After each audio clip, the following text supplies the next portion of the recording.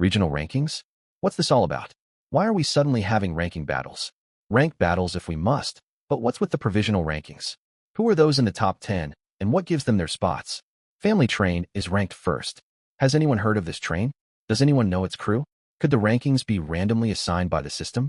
I still can't figure out how these provisional standings are calculated. Random rankings? Don't be naive. The Train Game's evaluation system runs on a set algorithm. Combat power, resources, mission completion rates. All these factors are taken into account.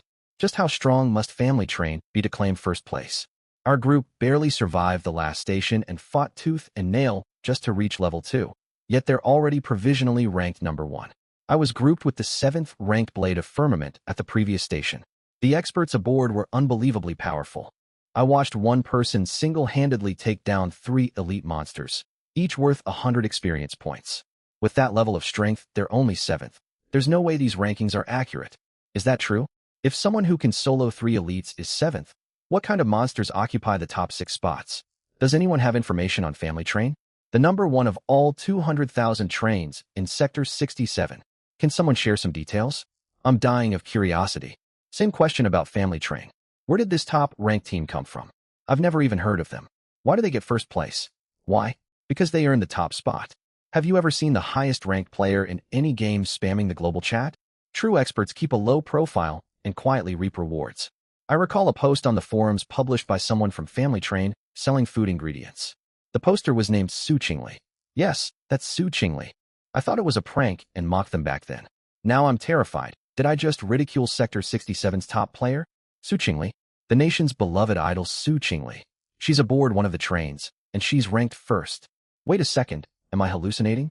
Can a big celebrity fight undead and claim the number 1 rank? Why not? Have you watched Moon over Chang'an? Su Qingli played a sword immortal in that drama. Maybe she really has become a sword immortal within this game. Snap out of it. Filming dramas and surviving this deadly game are 2 completely different things. Then how do you explain Family Train being ranked first? The system can't possibly be biased just because they're fans of Su Qingli. You never know, my goddess has irresistible charm. Can the fanboy chatter stop right now? Su Qingli fans, refrain from flooding the chat. I'm not spamming.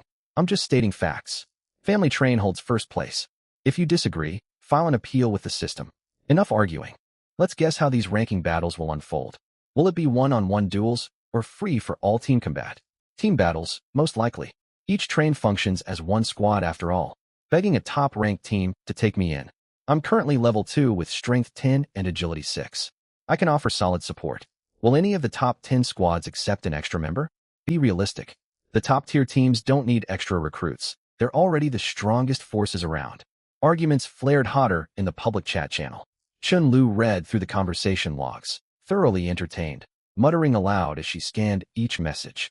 Senior, listen to this one. It calls you a monster. And this message claiming we cheated our way to the rankings.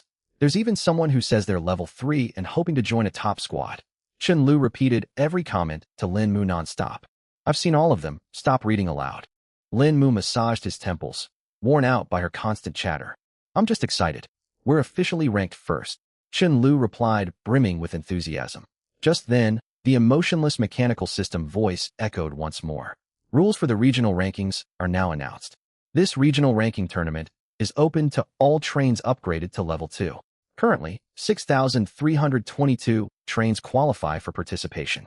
The 6,322 trains will be randomly sorted into multiple groups to complete shared missions. Each group will hold between 2 and 10 trains. Upon mission completion, points will be awarded based on each train's performance. Teams with higher scores advance to the next round of rankings. Lower-scoring teams may enter wildcard matches until the final standings are determined. Special arrangements for the current provisional top 10 trains. The provisional top 10 trains will skip regular point matches and advance directly to the knockout stage. Within the knockout round, the 10 top trains will be paired into 5 teams to compete for mission objectives against one another. Based on overall performance during missions, the 3 strongest trains will be selected to represent Sector 67 in the cross-sector grand tournament. Simultaneously, the 3 lowest-performing trains will be identified. One passenger from each of these trains will be randomly selected for elimination. Cross-sector grand tournament. The 3 strongest trains chosen from 100 sectors will compete, with a total of 300 trains fighting to claim the overall championship. Important notice. The knockout stage will be broadcast live. All players within Sector 67 may view the entirety of the knockout matches in real time through their personal panels. Live broadcast will activate once the knockout station unlocks. A live broadcast.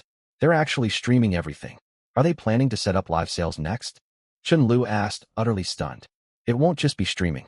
We'll also face paired opponents. I wonder who we'll be teamed up with, when Wantong mused. We hold the provisional #1 rank. That means the system recognizes we're stronger than every other train. Securing a spot in the cross-sector grand tournament should be simple, Chen Lu said confidently. We must not grow complacent. Even with superior strength, outperforming all rival teams will be no easy task, when Wantong warned cautiously. A full live broadcast. This train survival game increasingly resembles a mainstream competitive game. Su Qingli's gaze lingered repeatedly over the system notification. Indeed. Ranked tournaments, knockout rounds, live broadcasts. What will come next? Fan voting campaigns. A competition to crown the most outstanding train. Chen Lu folded her arms and shook her head. What goes on inside your head? Lin Mu flicked her forehead gently. My thoughts are full of you, senior. Chen Lu covered her forehead and responded without hesitation. When Wantong smiled at their exchange, yet her expression quickly turned serious again. Let us discuss serious matters. While we are the leading team, every squad in the top 10 is formidable. I refuse to see any of the 4 of us eliminated due to carelessness. Don't worry, Teacher One. Despite how bold I sound, I'm actually quite prudent. I won't let our guard down, Chen Lu declared proudly. As the 4 discussed the live broadcast and upcoming ranking matches, Su Qingli raised a hand, signaling everyone to quiet down. Someone sent me a private message. She slid her fingers quickly across the light screen and opened the new notification. Is it another player mocking our overambition? Or someone who saw our hot pot photo last night and wants to trade lumber for meat? Chen Lu leaned forward, her twin braids nearly brushing Su Qingli's face. Neither. This person says they possess an attribute card. Su Qingli shook her head. An attribute card? Another trader willing to exchange one for food supplies. Excitement surged through Chen Lu. They don't want ingredients. They intend to give it to us for free. Su Qingli raised an eyebrow slightly. Free of charge? Is this person out of their mind? Why hand over an attribute card with no payment? Could the card be laced with some kind of trap? Chen Lu rubbed her ears, convinced she had misheard. Read further. Su Qingli cut her off and scrolled down the private message. The sender was a player named Li Yan, operating the train retreat train. The message was concise yet carefully worded. It was clear every sentence had been deliberated. He writes that he will gift the attribute card to Family Train in exchange for a promise. If he encounters trouble in the future, he hopes Family Train will offer assistance once. Naturally, this favor is conditional. If helping him causes losses greater than the value of one attribute card, Family Train retains the right to refuse. Su Qingli relayed the message to the others. He's essentially trading a favor. We only just claimed the top rank, and people are already seeking to form this kind of agreement. Chen Lu blinked, her mind racing. What do all of you think? Lin Mu turned toward the group. It seems like a fantastic deal. We gain an attribute card merely by owing a favor. The terms are very reasonable. We only need to help if our own interests remain unharmed. If the cost exceeds the card's worth, we can decline. It's practically a free attribute card, no downsides at all. Chen Lu spread her hands. That is accurate. Li Yan is quite clever. He understands that with our current ranking, Family Train will almost certainly grow more powerful as time passes. Investing a single attribute card for a chance to request aid later carries minimal risk for him. He set clear boundaries, proving his sincerity while preserving his own leeway. When Wantong pushed up her glasses and analyzed the situation. Shall we accept? Lin Mu looked to Su Qingli. Su Qingli nodded and typed a quick reply on the light screen. Agreed. The reply arrived almost instantly. Thank you. I am Li Yan of Retreat Train. I will contact you should I need help in the future. Rest assured, I will never make unreasonable demands. Wishing Family Train victory in the knockout stage. Immediately afterwards, an attribute card materialized above the light screen and landed in Su Qingli's palm. The transaction concluded. We truly obtained it without expending anything. This kind of trade is incredible. Could we start collecting favors as a regular arrangement? The Family Train brand, reliable for all. Chen Lu leaned in, examining the attribute card closely. Favors carry weight. Owing too many is risky. A single arrangement is acceptable, but turning it into formal business ruins the nature of these agreements. Lin Mu patted her head. I know, I was just joking. Chen Lu rubbed her head. Including the one we obtained yesterday, we now hold 2 attribute cards. Along with the ghost energy condensation orb in Lulu's possession, we ought to decide how to distribute all of these resources. When Wantong sat upright, adopting the focused demeanor she had in classroom lectures. My proposal: one attribute card for Lin Mu, one for Miss Su, and the ghost energy condensation orb for Lulu Baryon. When Wantong spoke before anyone could interject. Huh? The orb goes to me? What about you, Teacher Wen? Chen Lu pointed to herself in surprise. I already own an air rifle, possess 77 mental power, and 25 ghost energy. My self-defense capabilities are sufficient. While you also utilize ghost energy boosts, you only have 20 ghost energy, so your enhancement expires quickly. This orb will extend your combat duration during critical moments, when Wantong explained calmly. But Chen Lu tried to object. No objections. When Wantong cut her off firmly. Miss Su possesses Sword Heart Clarity, an S-tier talent, yet her base attributes remain ordinary. Without strengthening her mental power with an attribute card, the power of her sword chi will be heavily restricted. One card must go to her to boost mental power. Lin Mu is our primary combat asset. Higher attributes will benefit our entire team, so the second card belongs to him. No arguments. Her tone remained gentle yet resolute. Chen Lu parted her lips, then turned her gaze toward Lin Mu. The distribution plan is reasonable. I agree, Lin Mu nodded. I accept, Su Qingli said without unnecessary hesitation. Very well, if Senior and Sister Su both agree. Chen Lu nodded in acceptance. She then settled herself beside Lin Mu. Lin Mu inserted one attribute card directly into his Constitution stat. Base attribute, Constitution plus 1 favorability critical trigger activated. Current bonded contact, Chen Lu, favorability, 64 critical multiplier this instance. 42x random Constitution plus 42 Constitution. 142 current base attributes. Strength, 134 agility. 119 Constitution. 142 mental power, 133. 142 Constitution points. You're unbelievably resilient now, Senior. Undead would struggle to injure you even if they attack non-stop. Chen Lu stared at the stats panel. No one would deliberately stand still and let undead attack them.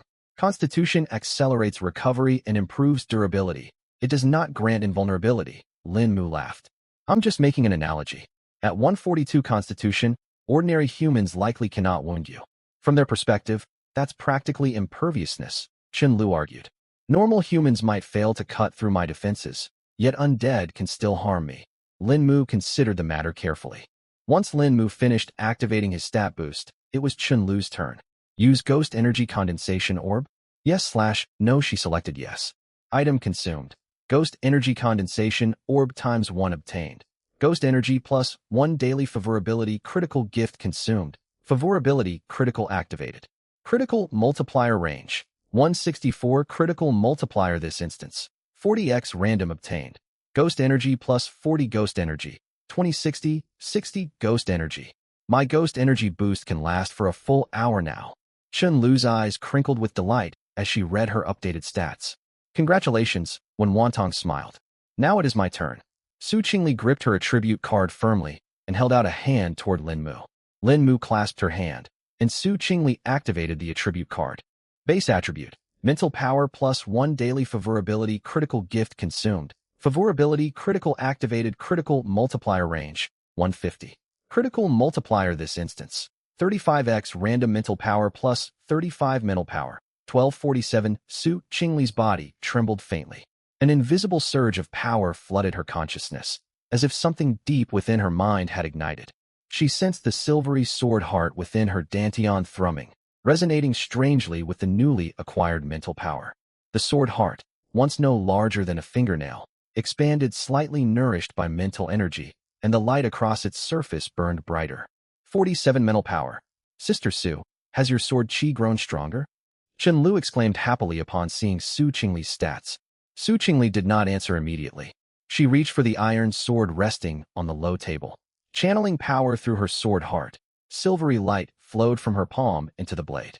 This radiance shone far brighter than before. Faint, tangible sword chi shimmered along the cutting edge. It has indeed grown stronger. Su Qingli lifted the corners of her mouth in a faint smile. With a thought, she released the iron sword. It hovered and glided slowly through the carriage. It moved far more fluidly than previously, turning with greater flexibility and speed. The sword traced a circle in midair before hovering steadily before Chen-Lu. Tip pointed upward, ringing with a clear, resonant hum.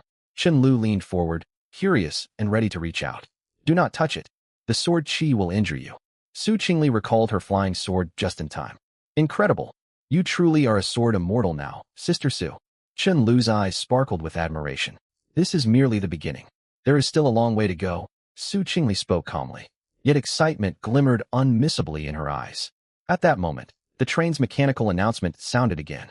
Information regarding the third station was finally revealed. They would arrive at the third station soon. Station name, Bloodfog Wasteland World Setting, Mobile Metropolis.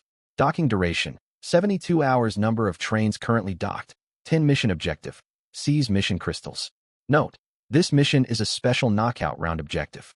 The top 10 trains will form 5 paired teams. Each team receives 1 mission crystal, and teams may seize crystals from rival groups. Note 2. Additional mission crystals are scattered throughout the mission world and can be collected. Mission scoring rule. Higher scores awarded to teams holding more crystals for longer durations. The 3 trains with the highest scores will represent Sector 67 in the Cross-Sector Grand Tournament. The 3 trains with the lowest scores will face penalties. 1 passenger from each train will be randomly selected for elimination. All passengers who fail to return to their trains before the deadline will be eliminated. Forbidden. Disclosing any information regarding the train game to native inhabitants. Violators will face elimination. Chen-Lu had long grown accustomed to witnessing the numerous executions displayed on the light screen, and she now found herself curious about this world. The Blood Mist Wasteland? A mobile metropolis world? Putting those 2 terms together just feels visually jarring. She folded her arms, tilted her head, and swayed her twin ponytails, speaking deep in thought. A wasteland sounds barren, empty of everything. But a mobile metropolis, a city, how can an entire city move? Could the whole place have grown legs and started running? Chen-Lu struggled to picture the sight. It might actually have legs, Lin Mu replied casually as he checked his stored supplies in his backpack. Lin Mu's machetes could no longer withstand the force of his strikes and were growing increasingly unreliable. For that reason, he had crafted numerous iron axes and stowed them in his pack. He had also made plenty of spare machetes, so he could simply switch weapons once one broke, giving him enough armaments to last quite a while. This mission operates by entirely different rules compared to previous ones. There are 5 teams, each starting with 1 crystal that they can seize from one another. Scattered crystals can also be found across the mission world. That means we must both defend the crystal we hold and find ways to snatch crystals from rival teams or explore the world to locate more. When Wantong stood before the light screen as she analyzed their current situation. It sounds just like playing a MOBA game. Everyone starts with 1 crystal. You steal others and guard your own, and victory is decided by who holds the most crystals in the end. Chen-Lu raised her hand to comment. Close, but there is one critical detail. The length of time you possess a crystal counts toward your final score. In other words, the earlier you obtain crystals and keep hold of them until the conclusion, the higher your score will be. If we can secure a large number of crystals right at the start and defend them continuously, we will hold an enormous advantage. When Wantong turned to face Lin Mu and Su Qingli, then we should grab as many as we can from the beginning, Su Qingli said in a calm tone.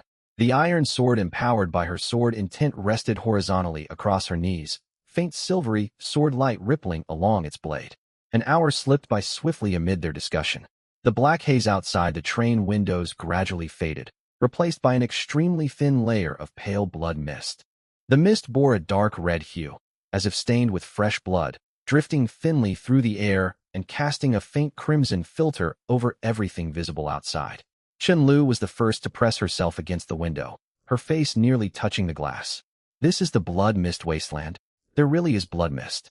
I thought it was just a random name, she exclaimed in surprise. The wasteland shrouded in faint blood mist stretched endlessly toward the horizon. Bones of unknown creatures littered the ground. Some were as small as rabbits, while others were the size of trucks. Further off, gigantic skeletons loomed indistinctly within the mist, half buried beneath sand dunes like miniature mountains. It's so desolate. Wait, look. What is that? Everyone, gaze over there. Chen-Lu suddenly jumped to her feet and pointed toward the distance. They did not need her indication. Everyone had already spotted it. A colossal entity slowly advanced across the distant wasteland. It was an entire city. Skyscrapers rose in dense clusters, crisscrossed by streets, and twinkling lights could be seen between buildings. Yet this city was not built upon the ground. It was suspended in midair, supported by a massive mechanical framework. 8 unimaginably thick mechanical legs extended downward, each comparable to a horizontal skyscraper. The 8 limbs shifted forward alternately, driving the whole city steadily across the wasteland. Every time a mechanical foot slammed down, dull tremors rippled through the ground, sending clouds of sand billowing upward. Chen Lu stood frozen, unable to utter a single word. When Wantong's hand halted halfway to adjusting her glasses, her eyes widening behind the lenses. Even the usually unflappable Su Qingli rose to her feet, her gaze fixed on that moving steel leviathan, undisguised shock flickering across her expression. The mobile metropolis, Su Qingli whispered. It really is moving. The city is walking. Chen Lu grabbed Lin Mu's arm and shook it vigorously. 8 limbs with a bionic structure. Judging by its movement pattern, it mimics the gait of a giant arthropod. Such an engineering feat would be impossible to achieve in our world. We could never solve the issues related to material strength alone. When Wantong began to analyze from an academic perspective. Ms. Wan, this isn't a lecture. Just look at how enormous that thing is. Chen Lu shouted, pointing at the mobile metropolis outside. It merits analysis precisely because of its scale. A faint smile tugged at Wantong's lips. The train continued traveling through the blood mist, slowly drawing closer to the mobile metropolis. Before they could reach it, another change unfolded. On the opposite side of the family carriage train, the air above the empty wasteland twisted. Another train squeezed out from the void, traveling parallel alongside theirs. This train was roughly the same size as the family carriage, yet far more ornate. Massive flame patterns were painted along its sides, alongside silhouettes of 3 muscular men striking poses to showcase their physiques. Chen Lu leaned against the window, watching the artwork on the rival train as her expression turned awkward. Then 3 figures appeared behind the opposite train's windows. 3 muscular men wearing only tank tops that showcased their defined musculature. Their skin was sun-bronzed, their biceps bulged like small hills, and their chest muscles strained against their tops. 3 stern faces, 3 pairs of sunglasses, 3 shaved heads. Under Chen Lu's stunned stare, the 3 men simultaneously raised their right hands, gave a thumbs up toward the family carriage, and grinned. 8 rows of snow-white teeth flashed all at once.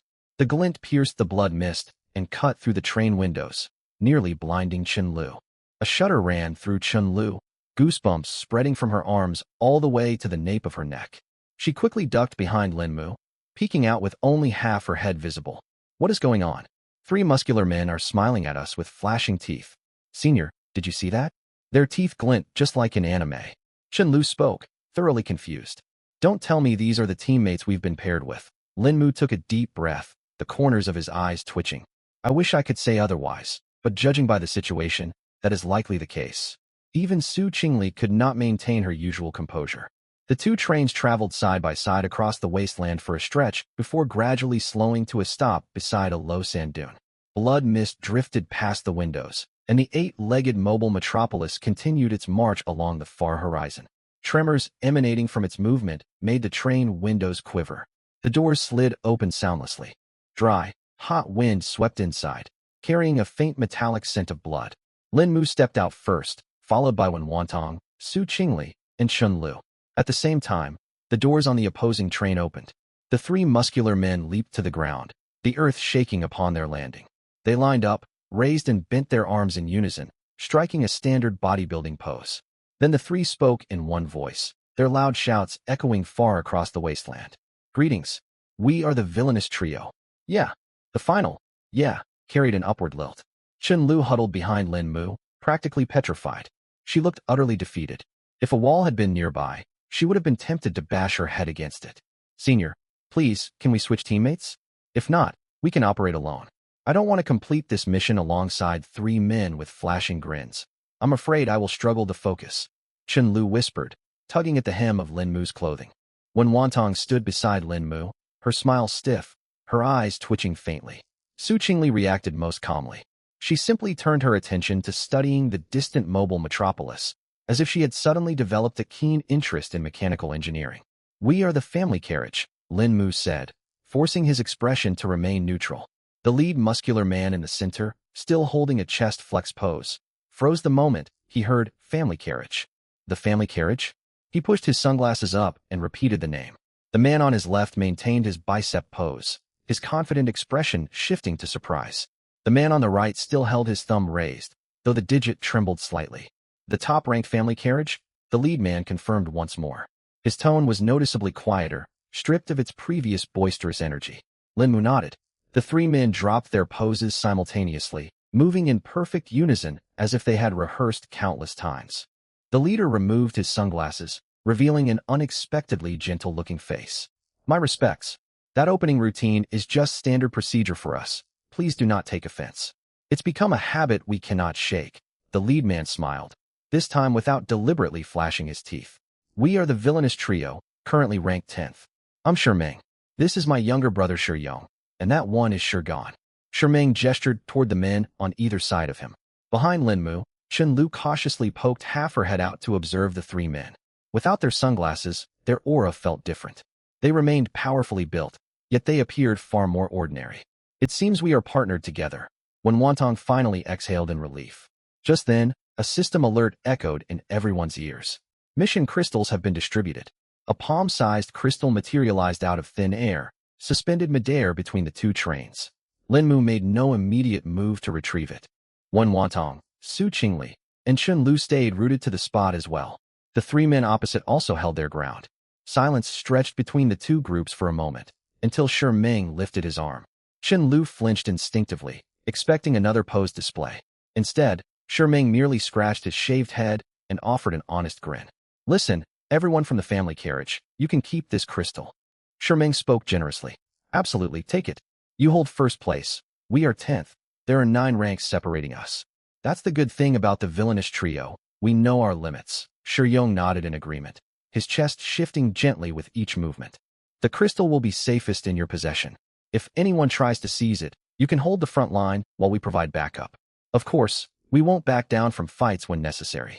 We may pale in comparison to you, but we are still among the top 10 teams, Shirgan added. Chun Lu studied the earnest-looking men, her initial disdain melting into conflicted feelings. Senior, I think they're actually decent people. Did I misjudge them earlier? Chen Lu lowered her voice and tugged Lin Mu's sleeve. There is no need for such politeness, Mr. Shi. Since we are teammates, supporting one another is only natural. When Wantong spoke first. Exactly. You're all powerfully built, but you seem decent enough. Let's look out for each other from now on. Chen Lu declared magnanimously.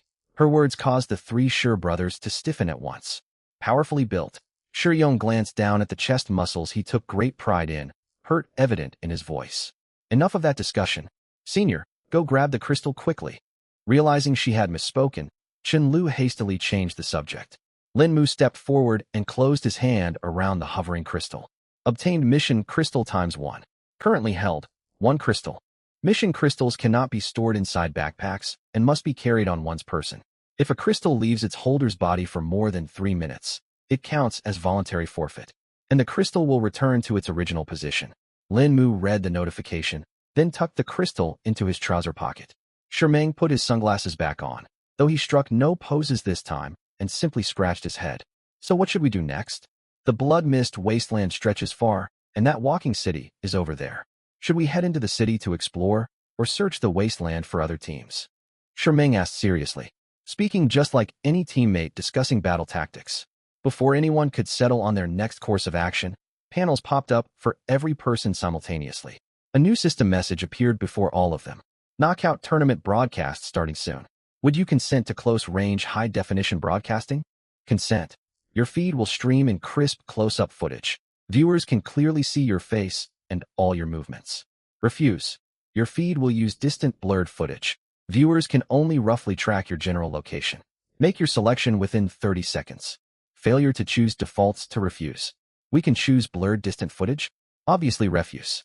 No one wants to be filmed up close. Chun Lu selected refuse without hesitation. Lin Mu naturally chose refuse. Wen Wantong and Su Qingli followed suit. Even the three Shi brothers on the opposite side picked refuse instantly. Once selections concluded, live broadcast windows appeared on everyone's panels. The stream was split into 10 small frames, each assigned to one team. The frames showing the family carriage and villainous trio were heavily blurred, resembling footage captured by outdated equipment. 7 human silhouettes could be seen far off on the sand dunes. Outlines were barely distinguishable, but no facial features were visible. All other team feeds also displayed blurred distant shots. It was clear everyone shared the same mindset. Hide as much information as possible, Nobody wanted to reveal their strengths to rivals watching the broadcast. It looks like everyone is being cautious, Chun-Lu chuckled as she watched the other frames. Her laughter faded fast. 9 of the 10 broadcast windows showed blurred, distant visuals. Only one streamed crystal-clear footage comparable to high-definition cinema. On screen was the face of a young man filled with hostility. He appeared to be in his early 20s, with handsome features. Yet the vicious glint in his eyes made him unpleasant to look at. Behind him stood one man and one woman. The man wore a black tank top, a coiled viper tattoo wrapping around his arm, clutching an axe stained with dried blood. The woman wore tight leather attire, her hair dyed purple, gripping a short blade. This guy agreed to close-range high-definition streaming? Chun-Lu pointed at the window in shock. That is not all. Su Qingli's gaze settled on the character panel displayed beside the man. He had openly shared his player statistics directly on the live broadcast. Player, Zhao Hao. Level, LV.21. Strength, 58. Agility, 57. Constitution, 59. Spirit, 59. Talent, double experience grade A. Talent effect. Experience gained from defeating monsters is doubled. Skill, Blood Moon / grade B. Skill description. Consume spirit power to form a crimson blade wave with a 3-meter attack range. Assigned train, Godslayer temporary rank, 2. Chun-Lu clicked to enlarge the Godslayer feed, and the other 9 windows vanished immediately. The entire screen displayed only the enlarged footage of the Godslayer team alongside Zhao Hao's public stats. At that exact moment, countless bullet comments flooded the stream. They came from players aboard other trains tuning into the broadcast. These players were also tackling their third station missions, yet they found time to watch the top-ranked train teams in action. When they saw someone openly reveal their stats, the chat exploded with activity. Wow, a grade A talent, double experience. Is this what top-tier players are like? I don't even own a grade D talent, and he has grade A. Double experience is such an overpowered skill. No wonder his level is so high. I struggle to level up once after fighting monsters, yet he earns twice the experience. How can anyone compete? Level 21. That's unbelievable. I'm only level 4. Can stats like these belong to a normal person?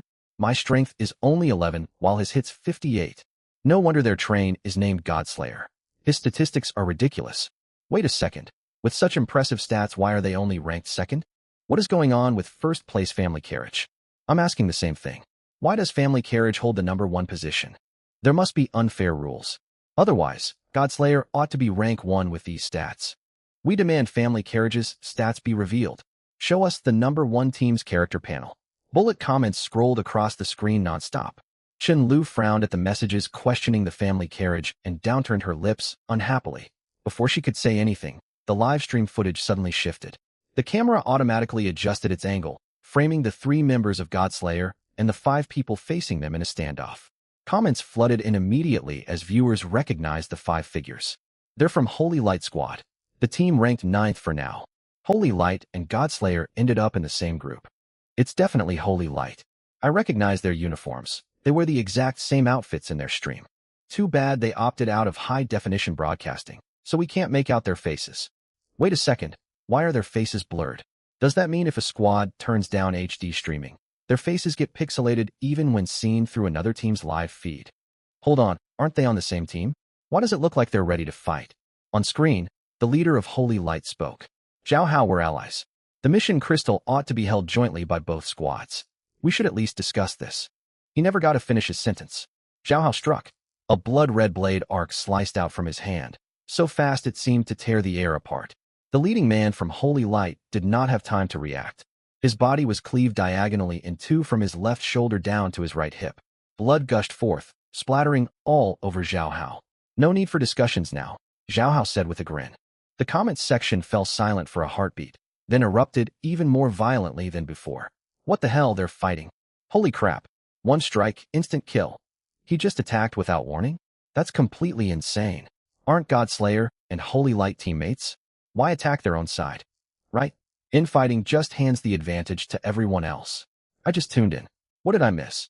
Me too. I was clearing out zombies by the entrance before opening the stream. What's going on? For the newcomers, they're arguing over who keeps the mission crystal. Zhao Hao from Godslayer has a terrible temper and attacked without hesitation. While viewers debated in the comments, the brief clash on the field came to an end. Alongside his 2 companions, 1 man and 1 woman, Zhao Hao effortlessly eliminated the remaining 4 members of Holy Light. The mission crystal naturally fell into Zhao Hao's possession. All 5 dead. Not a single survivor. Holy Light is ranked 9th. How can they be this weak? It's not that Holy Light is weak. It's that Godslayer is overpowered. Did anyone see that slash from Zhao Hao? My legs went weak just watching through the screen. Same here. When that blood moon slash swung out, I instinctively flinched. I'll bet 5 coins the 5 from Holy Light never saw it coming until the end. Chen Lu stared at the bodies strewn across the ground, utterly speechless. She had grown accustomed to sights like this after all this time, yet she still could not wrap her head around Zhao Hao's logic. He's out of his mind, right? They're supposed to work together on missions. Chen Lu turned toward Lin Mu and said, he believes he has no need for allies. Lin Mu's gaze lingered on the line describing the A-rank talent, lost in thought. He's just gotten far too cocky. Double experience gain isn't all that impressive. Some people just don't know any better. Chen Lu complained. Double experience is actually extremely overpowered. It's just, when Wonton glanced at Lin Mu as she spoke. The implication was clear. They possess someone far more extraordinary. Meanwhile, on the live broadcast, Zhao Hao lowered his head to check his status panel. Look at his expression. He's reading the comments. Boss, can you see my message? Please take me under your wing. I'll spam 666 nonstop. Boss, there's favoritism in this train game. Why isn't Godslayer ranked first?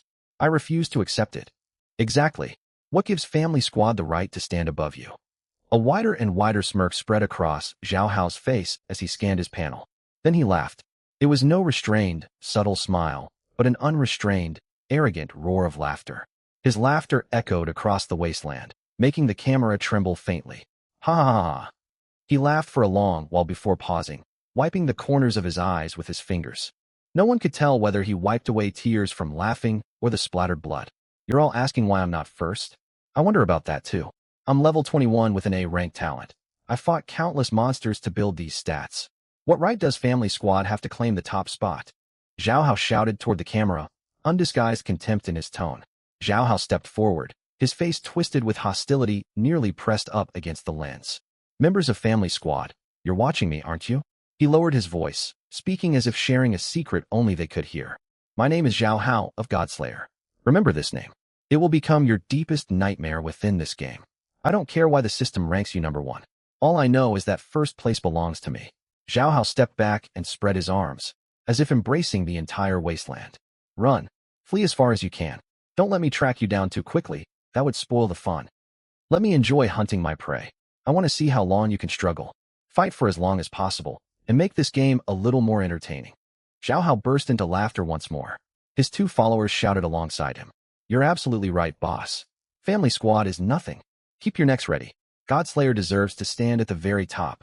The comment section descended into total chaos. The boss is incredible. Those words are epic. Take down Family Squad. Godslayer is the true number 1. Even so, Zhao Hao is so captivating. I can't get enough of this unhinged aura. Snap out of it.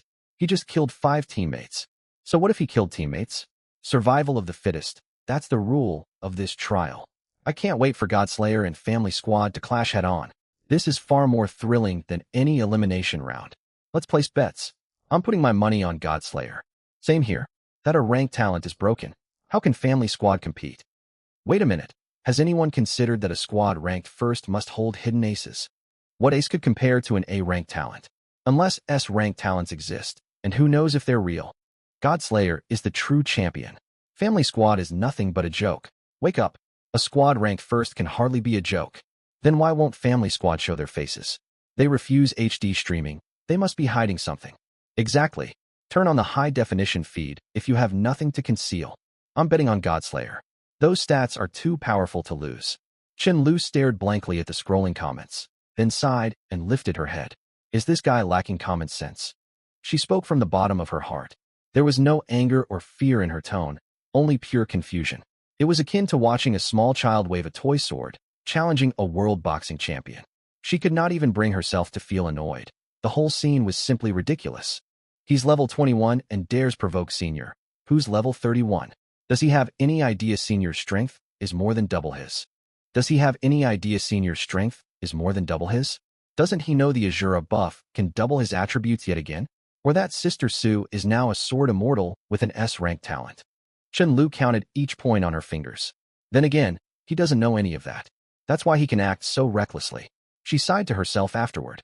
You find it funny because you hold overwhelming power. Imagine being targeted by someone like him without strength to defend yourself, like those 5 from Holy Light. When Wantong said seriously. Chun Lu paused, glancing back at the bodies littered across the live feed, and her faint smile faded.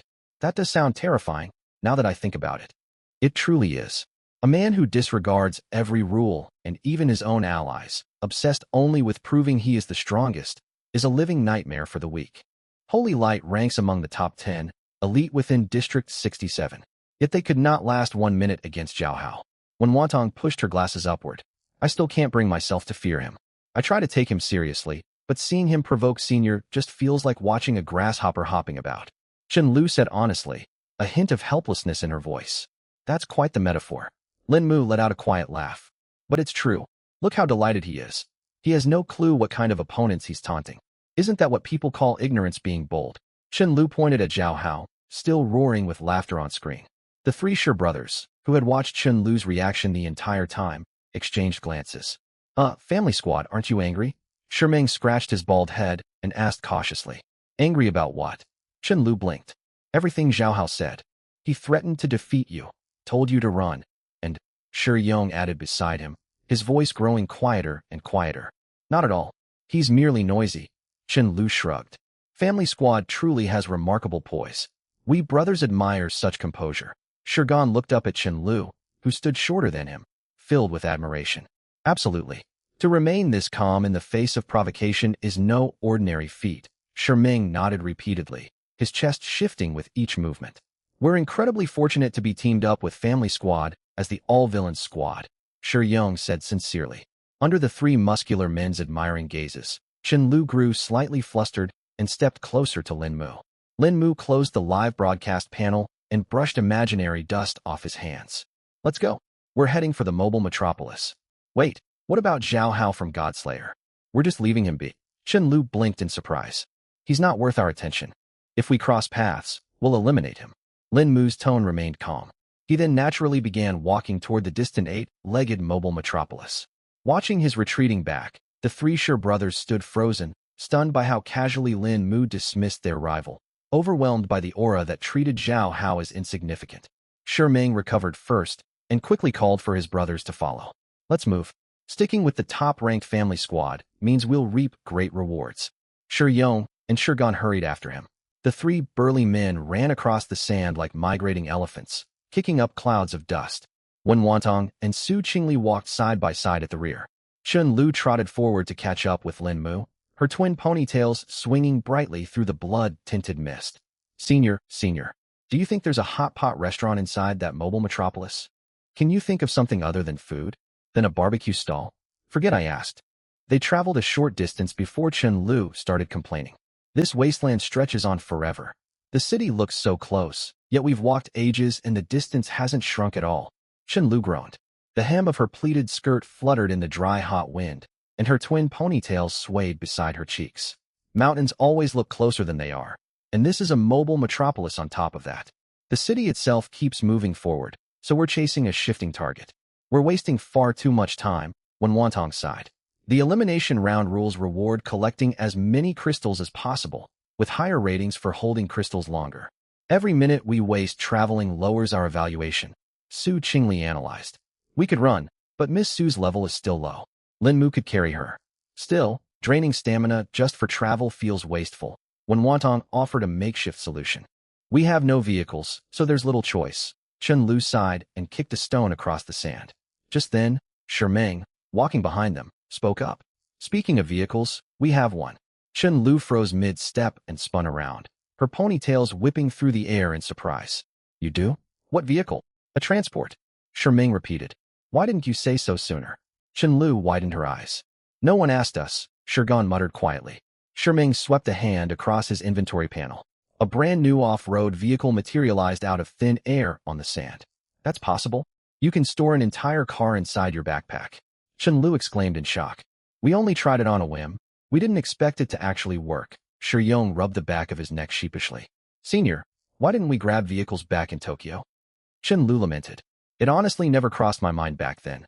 Lin Mu looked equally surprised. It was a blind spot they had overlooked. The inventory treated all objects as storable, and vehicles counted as objects.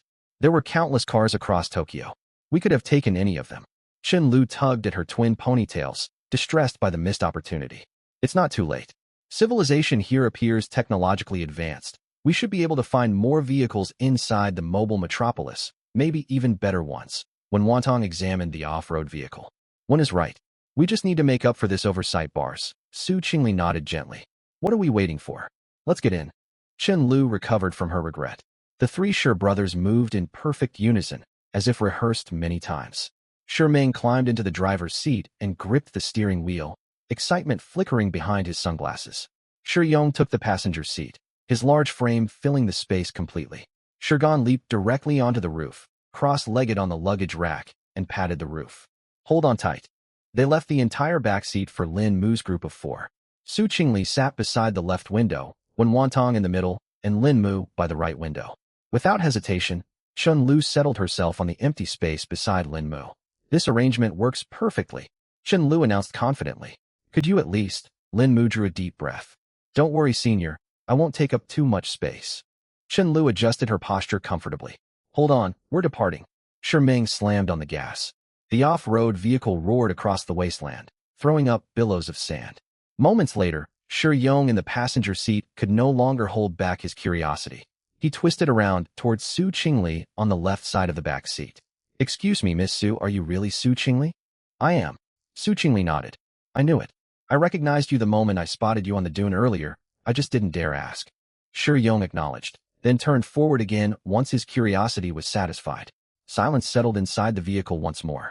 Chen-Lu sat beside Lin Mu and suddenly sighed. They recognized Sister Su, yet stayed so calm. That's an admirable trait for them. We're not them. Shi Ming nearly swerved the wheel, shouting. It's brotherhood. Pure, wonderful brotherhood. Shi Yong twisted around from the front seat to emphasize his point. We're just close friends. Nothing else. Shirgan called down from the roof. Of course, wonderful brotherhood. Chen-Lu nodded repeatedly, her tone sounding utterly sincere. Yet bright amusement sparkled in her eyes from pulling off the tease. When Wantong covered her mouth to stifle laughter, Su Qingli gazed out the window. Lin Mu reached out and flicked Chen-Lu lightly on the forehead. As light-hearted conversation filled the vehicle, the off-road vehicle crested a low sand dune, and the landscape ahead opened into full view. Brother, there's movement ahead. Shi Yong in the passenger seat sat upright abruptly. A small convoy of vehicles came into sight not far away. 7 modified off-road trucks formed a defensive circle, welded with crude steel plating and metal spikes. More than 20 men and women of all ages stood armed within the vehicle formation. They were under attack by 2 massive crimson monsters. Each beast was nearly as large as an off-road vehicle, covered in rough, dark red skin devoid of fur. From their gaping jaws jutted interlocking fangs, and corrosive saliva dripped onto the sand with a sizzling sound. One of the beasts crouched atop an overturned off-road vehicle, tearing at its frame with its jaws, while the other charged the defensive perimeter. Each lunge sent terrified screams rippling through the crowd. Shots rang out from time to time, yet bullets only left shallow wounds on the monsters. The injuries would begin to heal moments later. What the hell are those things? Shi Ming slammed his foot down on the brake and shouted. Let's go test their strength, Lin Mu ordered. Shi Ming did not hesitate. He pressed the accelerator all the way down, and the off-road vehicle hurtled down the sand dune. It was clear he knew perfectly well who held authority aboard the family vessel, and whose orders he ought to follow. The 2 blood-red beasts halted their movements at once, turning their heads toward the speeding vehicle. The people within the defensive perimeter also caught sight of the approaching machine. Someone's coming. Reinforcements. A middle-aged man clutching a shotgun yelled excitedly. Just one vehicle? How many people could they have? They'll only get themselves killed. A blood-soaked woman beside him shook her head in despair. The beasts made their choice. The blood beast assaulting the defensive perimeter let out a low roar. Abandoning its intended prey, it whirled around and charged toward the off-road vehicle. It moved with astonishing speed, each powerful kick sending plumes of sand billowing behind it. Perfect. Shi Ming gripped the steering wheel tightly. Before he could swerve to evade the monster, Lin Mu pushed open the vehicle door. While the truck was still racing forward at high speed, Lin Mu leaped straight out. His feet slammed into the sand upon landing, carving 2 deep pits, and he surged forward more than a dozen meters with momentum, his velocity growing rather than fading. His 134 strength and 119 agility erupted simultaneously. His figure blurred into a streak, faster than the speeding off-road vehicle. Chen-Lu leaned half her body out the window, her twin tails streaming backward in the wind. "Senior, you've got this," she shouted loudly. The blood beast had not anticipated its incoming target would move so swiftly. Instinctively, it opened its massive fanged maw and lunged for Lin Mu's head. Lin Mu did not dodge. He pulled a machete from his backpack and swung it straight toward the gaping jaws lined with sharp teeth. The blade sliced through the air with a shrill whistle. Bolstered by over 100 points of strength, the ordinary iron machete unleashed devastating force. Then the blade shattered. It was not broken by the beast's fangs, but snapped apart under the strain of Lin Mu's power the instant it cleaved into the blood beast's skull. The beast's head split open alongside it. Shards of metal mixed with bone fragments and blood sprayed through the air. The creature never even had time to let out a cry before the tremendous impact sent its bulky body flying sideways. It tumbled across the sand several times before coming to rest. Blood beast slain. Experience gained. 150 pending settlement. Lin Mu did not pause. He tossed away the broken hilt, drew another machete from his pack, and charged toward the second blood beast. Shermeng wrenched the steering wheel hard. The vehicle carved a wide arc across the sand, and everyone aboard clung tightly to the handrails to avoid being thrown out. Shurgan poked his head out from the roof, just in time to watch Lin Mu race toward the second beast. The second blood beast had jumped down from the overturned off-road vehicle. It had witnessed its companion being killed with a single blow and let out a fearful low growl. Then it made a decision no one expected. It turned to flee. But Lin Mu was quicker. Unleashing his full 119 agility, he closed the distance in several strides and brought the machete crashing down on the beast's nape. The machete shattered once more. So did the blood beast's spine. Its enormous body crashed to the ground, gushing blood that stained the sand crimson. Blood beast slain. Experience gained. 150 pending settlement 2 strikes. 2 monsters. From the moment Lin Mu jumped from the vehicle until the second beast collapsed, barely more than 10 seconds had passed. Silence fell over the people inside the defensive perimeter. Then thunderous cheers erupted. "They're dead. Both of them. Good heavens, who is that man?" "An enhanced warrior. Definitely an enhanced warrior. I've never heard of an enhanced warrior taking down 2 blood beasts this easily. He must be an important figure. We're incredibly lucky today. A passing warrior saved us." Chen-Lu was the first to leap down from the nearby off-road vehicle and hurry toward Lin Mu. Su Qingli and Wan Wantong followed closely behind her. The 3 Shi brothers who remained in the truck spoke quietly among themselves. "Brother, did you see that?" Shi Yong whispered. "I saw it," Sherming nodded. 2 blows. Just 2 blows, Shurgan's voice wavered. "How many strikes do you think it would take if the 3 of us fought together?" Sherming asked. "I'd say at most 3, Shi Yong replied honestly. "No wonder he isn't afraid of Zhao Hao. Next to these monsters, I feel like a complete novice," Shurgan sighed. "Quiet. Don't speak carelessly." Sherming shot him a sharp glance, worried someone from the family vessel might overhear. Shurgan quickly clamped his mouth shut. "Senior, that was amazing. You took both of them down in 2 hits. Even better than when you fought the corpse fiends last time." Chen-Lu reached Lin Mu quickly. She radiated unrestrained delight. Lin Mu steadied her as she approached, his gaze fixed on the glowing orbs materializing above the 2 blood beast corpses. He began to collect the loot while they stood close to one another. Loot acquired. Iron chunk times 12 favorable relationship critical triggered current bond target in contact. Chen-Lu. Favorability. 64 random critical multiplier times 30 acquired. Iron chunk times 360. Loot acquired. Mechanical core times 1 favorable relationship critical triggered current bond target in contact. Chen-Lu. Favorability. 64 random critical multiplier times 15 acquired. Mechanical core times 15. Lin Mu stared at the mechanical core for a moment. He knew of the item, yet had never obtained one before. After the train upgraded to Tier 3, many new crafting recipes had unlocked. Several required mechanical cores, train external armor, defense enhancement systems for the carriage, and even weapon systems. He had long wondered where to find them. He never expected to obtain some here. Meanwhile, the survivors within the defensive perimeter stepped out from behind their line of vehicles. An elderly man with gray hair, but a sturdy frame walked over to the blood beast's corpse. He pulled a sharp hunting knife from his waist and sliced open the beast's abdomen with practiced movements to begin dissecting it. His hands were steady, his cuts precise, clearly someone who had survived years out in the wasteland. The hunting knife moved through flesh, and soon he cut free a palm-sized sack-like organ from within the beast. "What are they doing?" Surely they aren't planning to eat it? The stench doesn't seem fit for consumption at all. Chun Lu wrinkled her nose. A thick metallic tang of blood hung in the air, mixed with an indescribable rotten odor that churned anyone's stomach.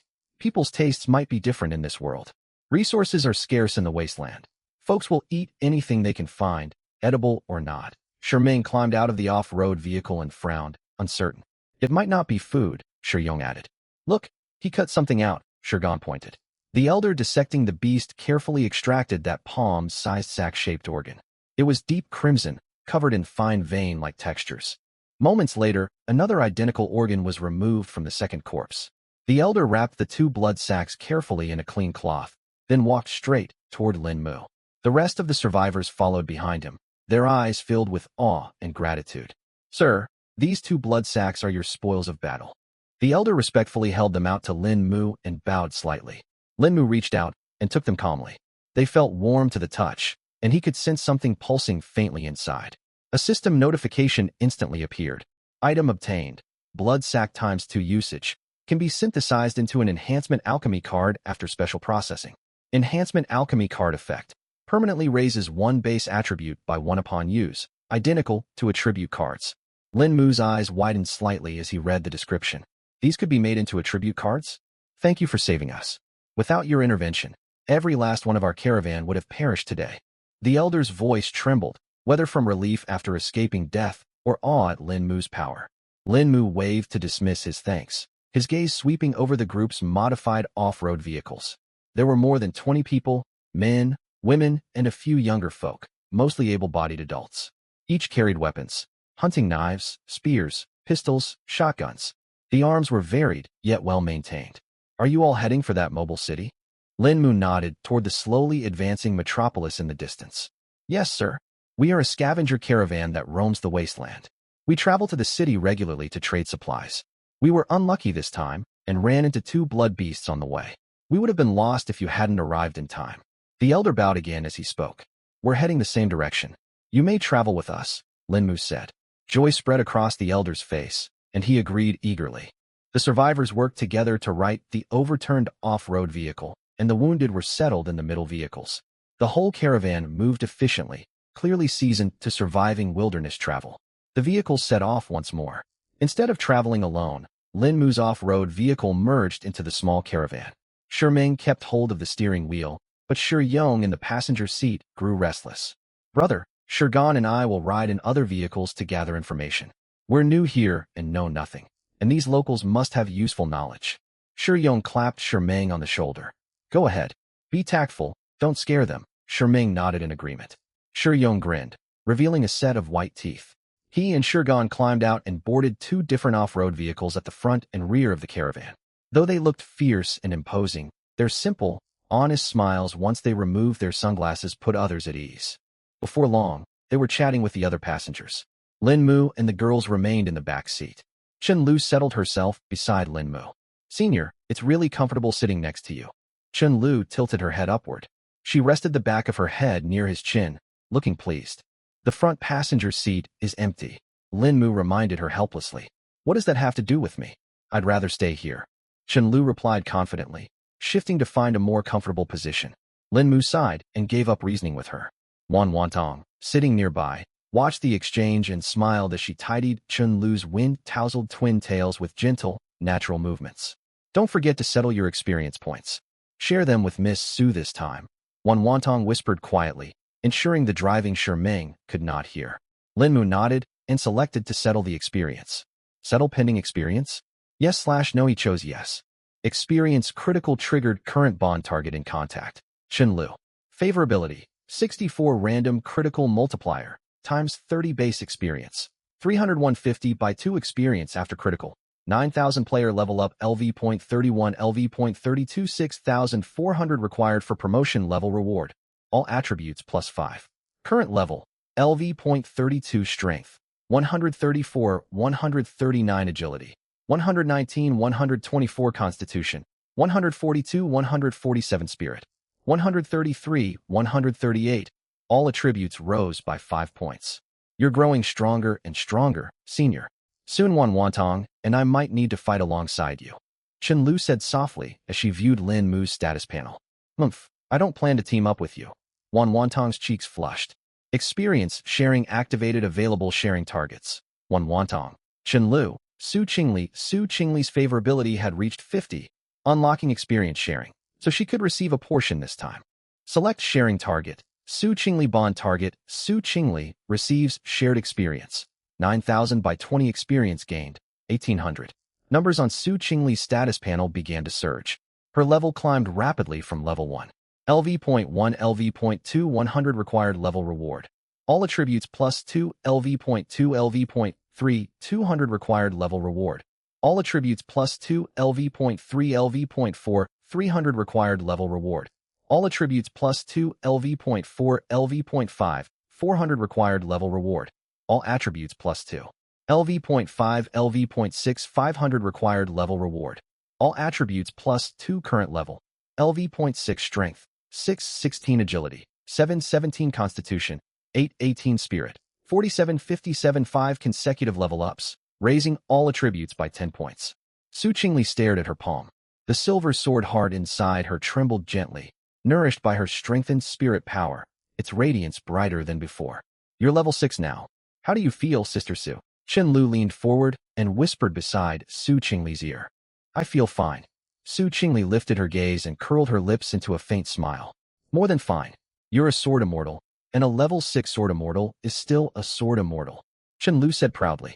The atmosphere within the vehicle was relaxed and pleasant. Shimeng focused on driving, unable to make out the quiet conversation taking place in the back. He could tell the bond between the single young man and 3 women was deep.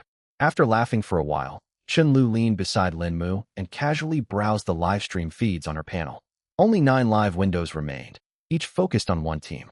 The Holy Light Squad had been wiped out, and their feed had gone dark completely. 8 of the remaining 9 feeds displayed distant, blurry footage, only vague human figures visible with no clear details. Only the Godslayer vessel maintained high definition. So Chenlu clicked it open. Her brows immediately drew together. He's killing people again? Chenlu muttered. Wan Wantong and Su Qingli pulled up their own panels and entered the Godslayer vessel livestream as well. On the clear footage, Zhao Hao stood amid 3 human corpses. The bloodied long blade in his hand dripped steadily. Flecks of blood marked his face, amplifying the menacing aura of his sharp features. TSK, Zhao Hao is truly ruthless. He attacks at the slightest provocation. I admire his wild streak. I thought he rushed out to save those people from the monster, but after slaying the beast, he killed the survivors too. Exactly. They were already relieved to stay alive, only to be cut down by the man who just rescued them. The shock on their faces as they died was heartbreaking.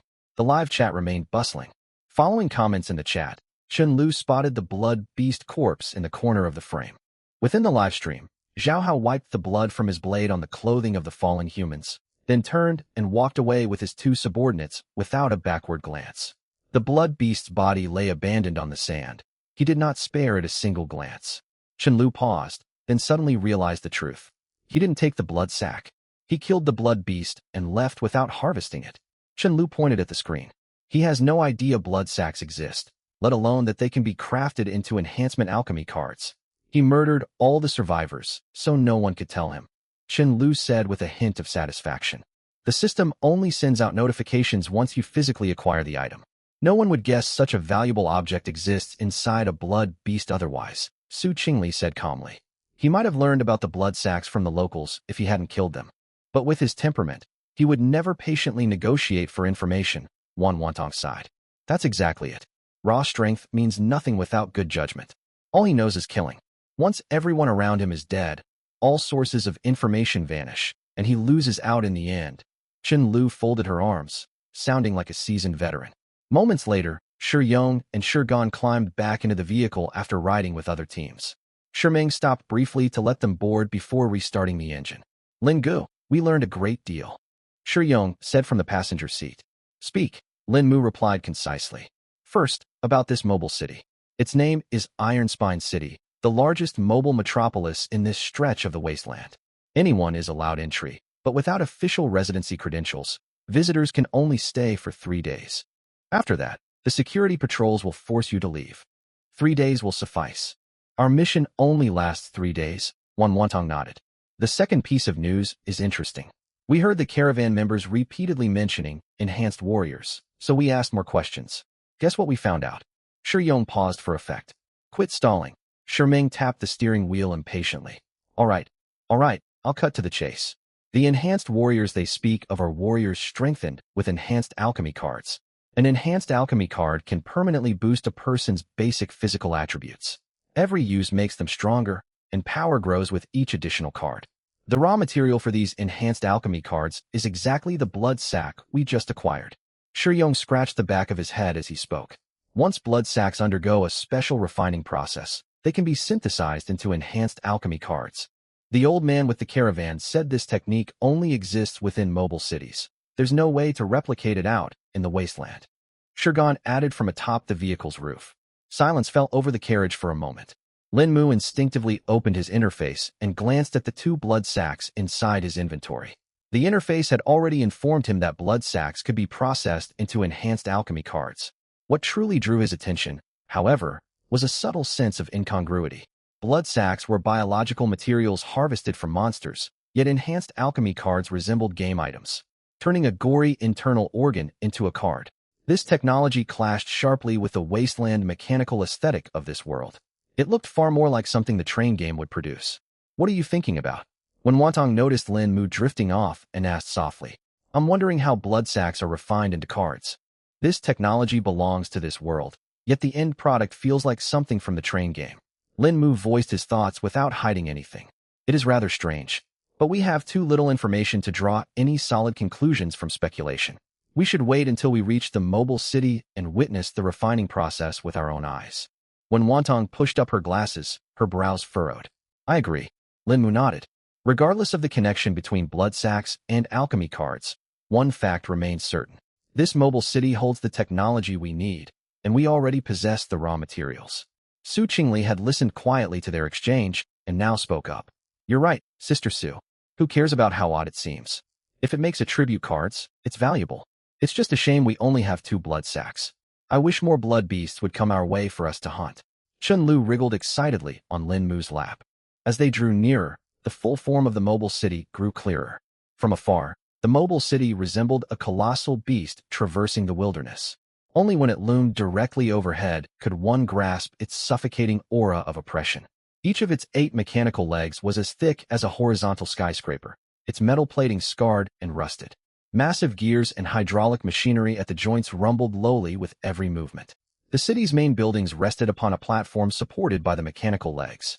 Countless elevators linked the high-rise structures to the ground, ferrying people and supplies upward and bringing city dwellers back down. From a distance, they looked like countless tentacles hanging from a giant jellyfish. It's breathtaking, Chen Lu exclaimed. As the caravan slowly rolled beneath the shadow of the mobile city, Chen Lu craned her neck almost at a right angle, her mouth hanging open in awe. Wow, it's even more incredible up close. Senior, look at those hydraulic units. Each one dwarfs me entirely. How many tons of thrust must it take to hold up an entire city? Chen Lu tugged at Lin Mu's sleeve, her tone brimming with amazement. It's not just the hydraulics. Examine the joint structure of those mechanical legs. Every segment has an independent shock absorption system. Precision like this could never be achieved in our original world. Behind her lenses, when Wantong's eyes shone with the fervor of a researcher. Ms. Wan, you're starting another lecture. Chen Lu pouted, yet her gaze never left the 8 giant limbs. I wonder how a world capable of such advanced technology fell into such ruin. Su Qingli pondered aloud. Indeed, with this level of technological prowess, the whole world has devolved into wasteland, with only a handful of high-tech cities still operational. When Wantong nodded in agreement, we should head upward quickly. Standing down here makes me feel like we could get crushed at any second. Chen Lu muttered. Very well. Let's register our information first, then queue for the elevators. Lin Mu jumped down from the off-road vehicle as he spoke. The 3 young women and the 3 Shi brothers climbed out one after another. They planned to complete registration and then board the elevators into the mobile city. At that moment, the ground, which had trembled continuously from the striding mechanical legs, shuddered violently before falling still. What's going on? Chen Lu instinctively grabbed Lin Mu's arm and glanced all around. When Wantong and Su Qingli halted simultaneously, the 3 Shi brothers dropped their jovial demeanor and stared upward at the city above. They saw that the 8 mechanical legs, which had been stepping alternately, froze mid-stride as if someone had pressed pause. The mobile city had stopped. Scavengers queued before the elevators exchanged uneasy glances, whispers spreading like a tide. What's happening? Why has Ironspine City halted? I've traveled the wasteland for over 20 years and never seen Ironspine City stop moving. Mechanical failure? A city this large is bound to have breakdowns occasionally. You don't understand. Ironspine City's mechanical legs feature redundant design. It wouldn't stop even if 3 legs failed at once. A malfunction is impossible. Then what's the cause? No one could provide an answer. Senior, what do you think? I have a terrible feeling. Chen Lu lowered her voice. Lin Mu offered no reply. Every muscle in his body tensed, ready to unleash his strength at any moment. Then the alarm blared. A shrill buzzing tone, sharp enough to tear eardrums, cascaded down from the mobile city, enveloping several kilometers of wilderness in an instant. Right after that, an emotionless synthetic voice boomed across the sky. Foreign intruder detected. Foreign intruder detected. Initiate purification protocol. Initiate purification protocol. The crowd froze for a heartbeat before erupting into chaos. Foreign intruder? What's a foreign intruder? No idea. I've never heard the term before. Does anyone remember the last time Ironspine City issued an alarm like this? Never. Not even my great-grandfather heard this alarm sound. Where is this intruder? Run? Forget about the intruder. Flee first. Chen Lu's face drained of all color. A foreign intruder? Could they be talking about us? Her voice trembled faintly. No one answered her. The truth spoke for itself. Deafening mechanical roars echoed out. One of the 8 mechanical legs slowly lifted. Metal plating screeched against itself as it shifted. Giant hydraulic assemblies at the joints vented plumes of white steam, whipping sand and dust into the air. The entire limb, like a toppling tower, descended toward Lin Mu's group with overwhelming weight.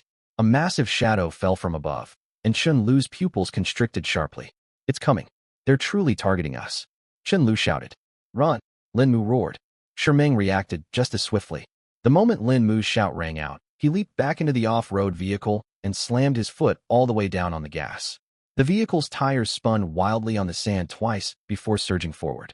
As the car accelerated, Shiyong jumped into the passenger seat, and Shirgan clambered onto the roof. Su Qingli darted into the rear compartment the instant the vehicle moved, then grabbed Wen Wantong's outstretched hand. She hauled Wen Wantong aboard as the off-road vehicle shot forward. Lin Mu was the only one who failed to climb aboard in time. He swept Chen Lu up into his arms. With his 124 agility stat unleashed, he sprinted and quickly caught up to the accelerating vehicle. Hurry, get in. Wen Wantong called from the open door. Lin Mu tossed Chen Lu inside first, then leaped onto the vehicle himself. Meanwhile, members of the scavenger caravan reacted. They did not understand what was unfolding, but the descending mechanical leg required no explanation. The caravan scattered instantly. Modified off-road vehicles fled in all directions. People screamed, cursed, and blared their horns frantically. Yet the area covered by the mechanical leg was enormous. From the moment it rose to the instant it crashed down, only a few breaths passed. But it blanketed space equal to several football fields. It descended like a mountain, and the force of gravity guaranteed destruction for anything trapped beneath it. The off-road vehicle raced madly over the sand.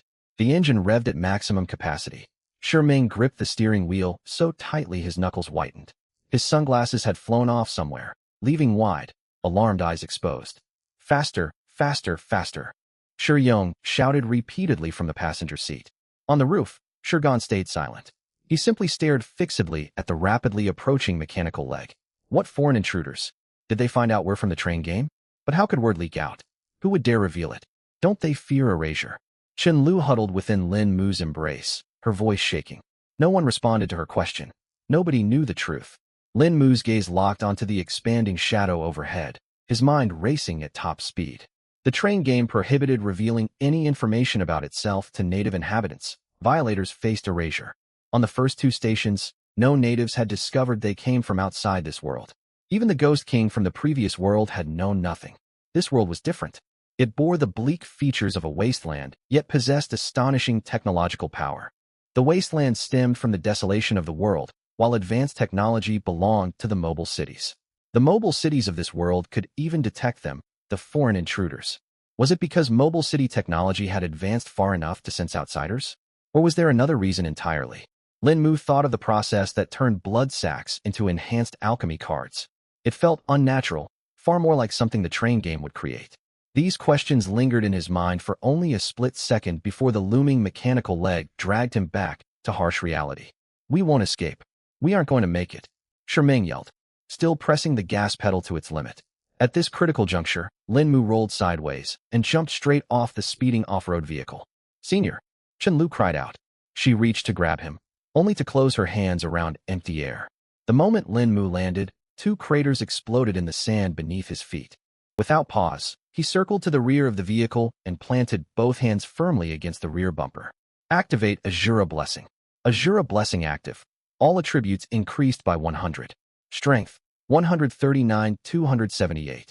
Agility, 124, 248.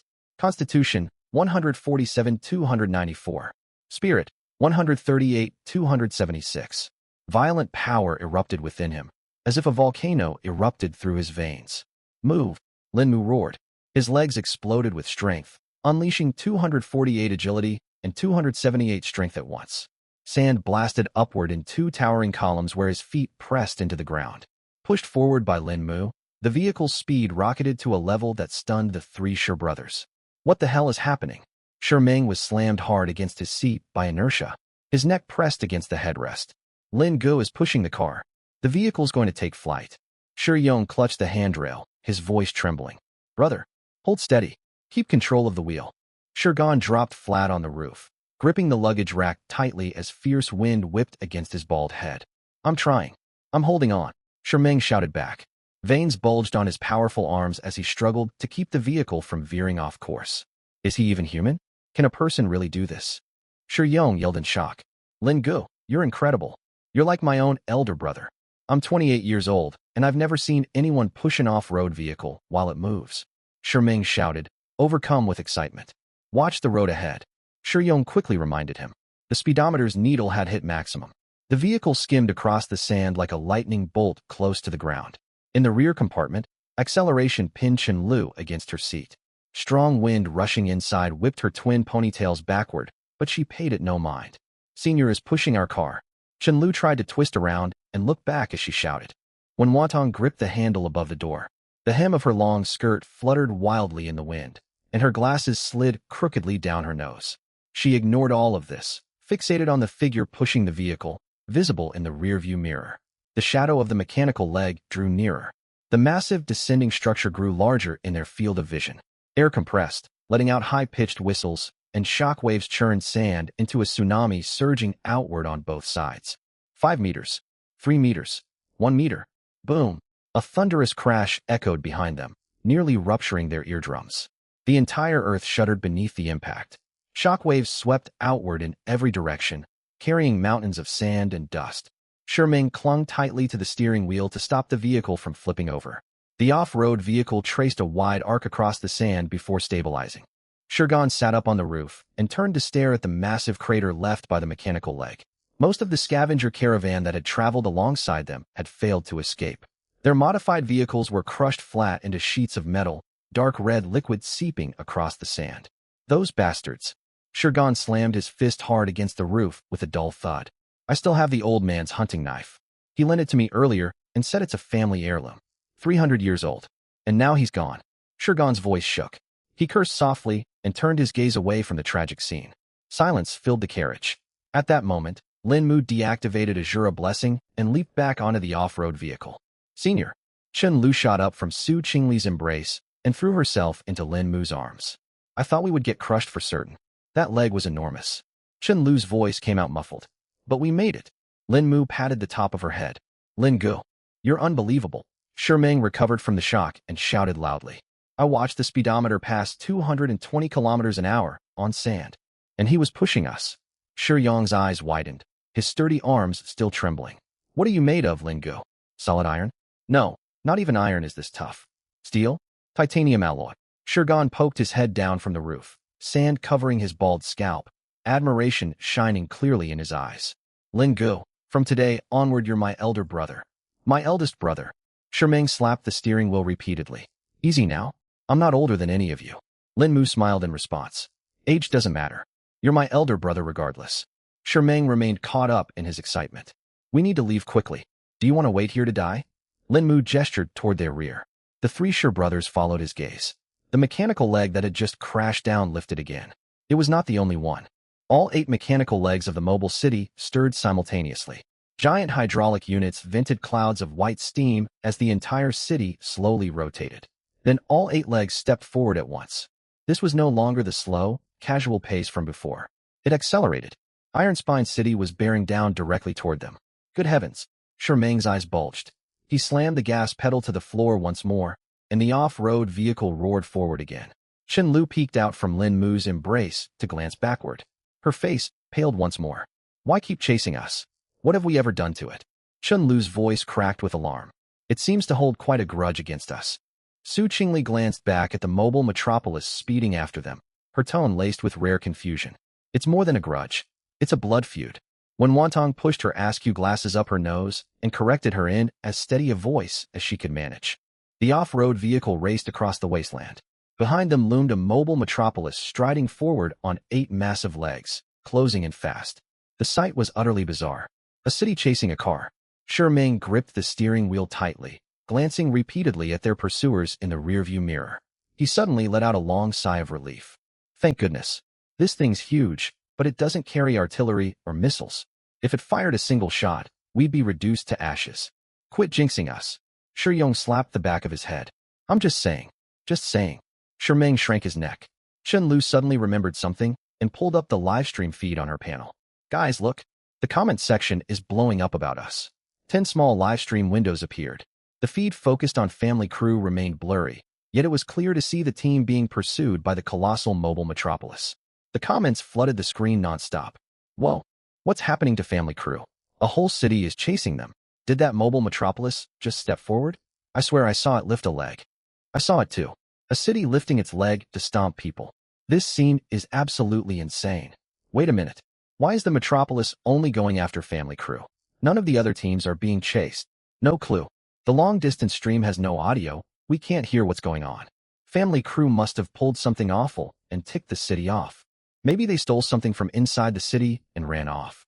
No wonder it's chasing them. Use your brain. They got here right under the metropolis and were chased immediately.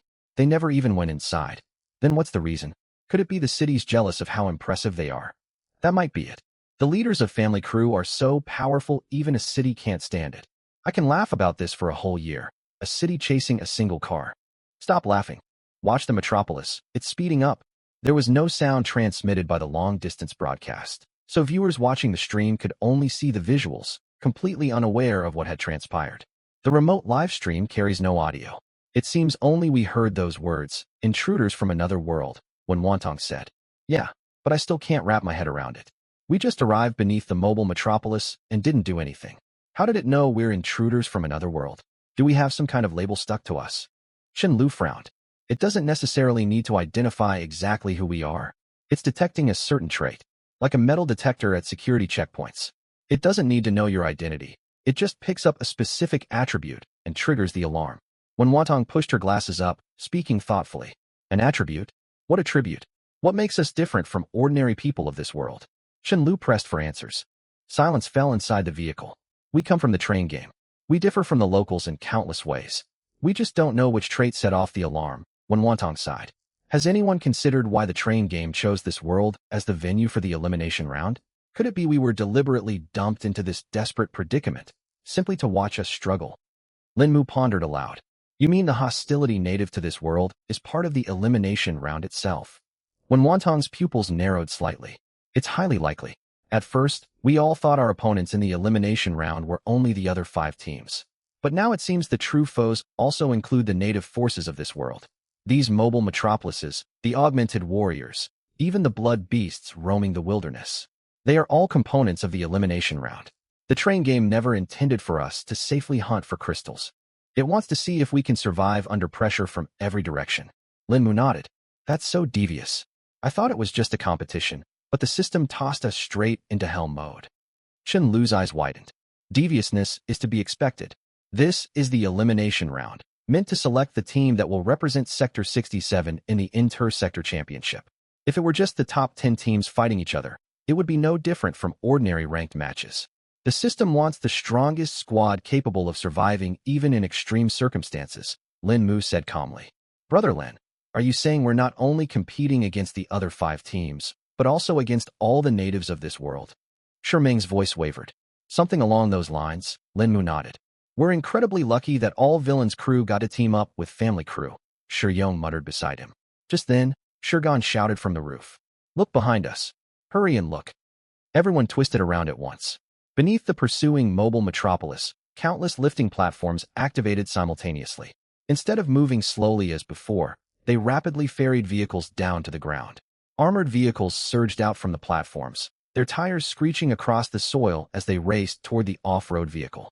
Next came modified off-road vehicles plated with thick steel sheets, heavy machine guns mounted atop their roofs.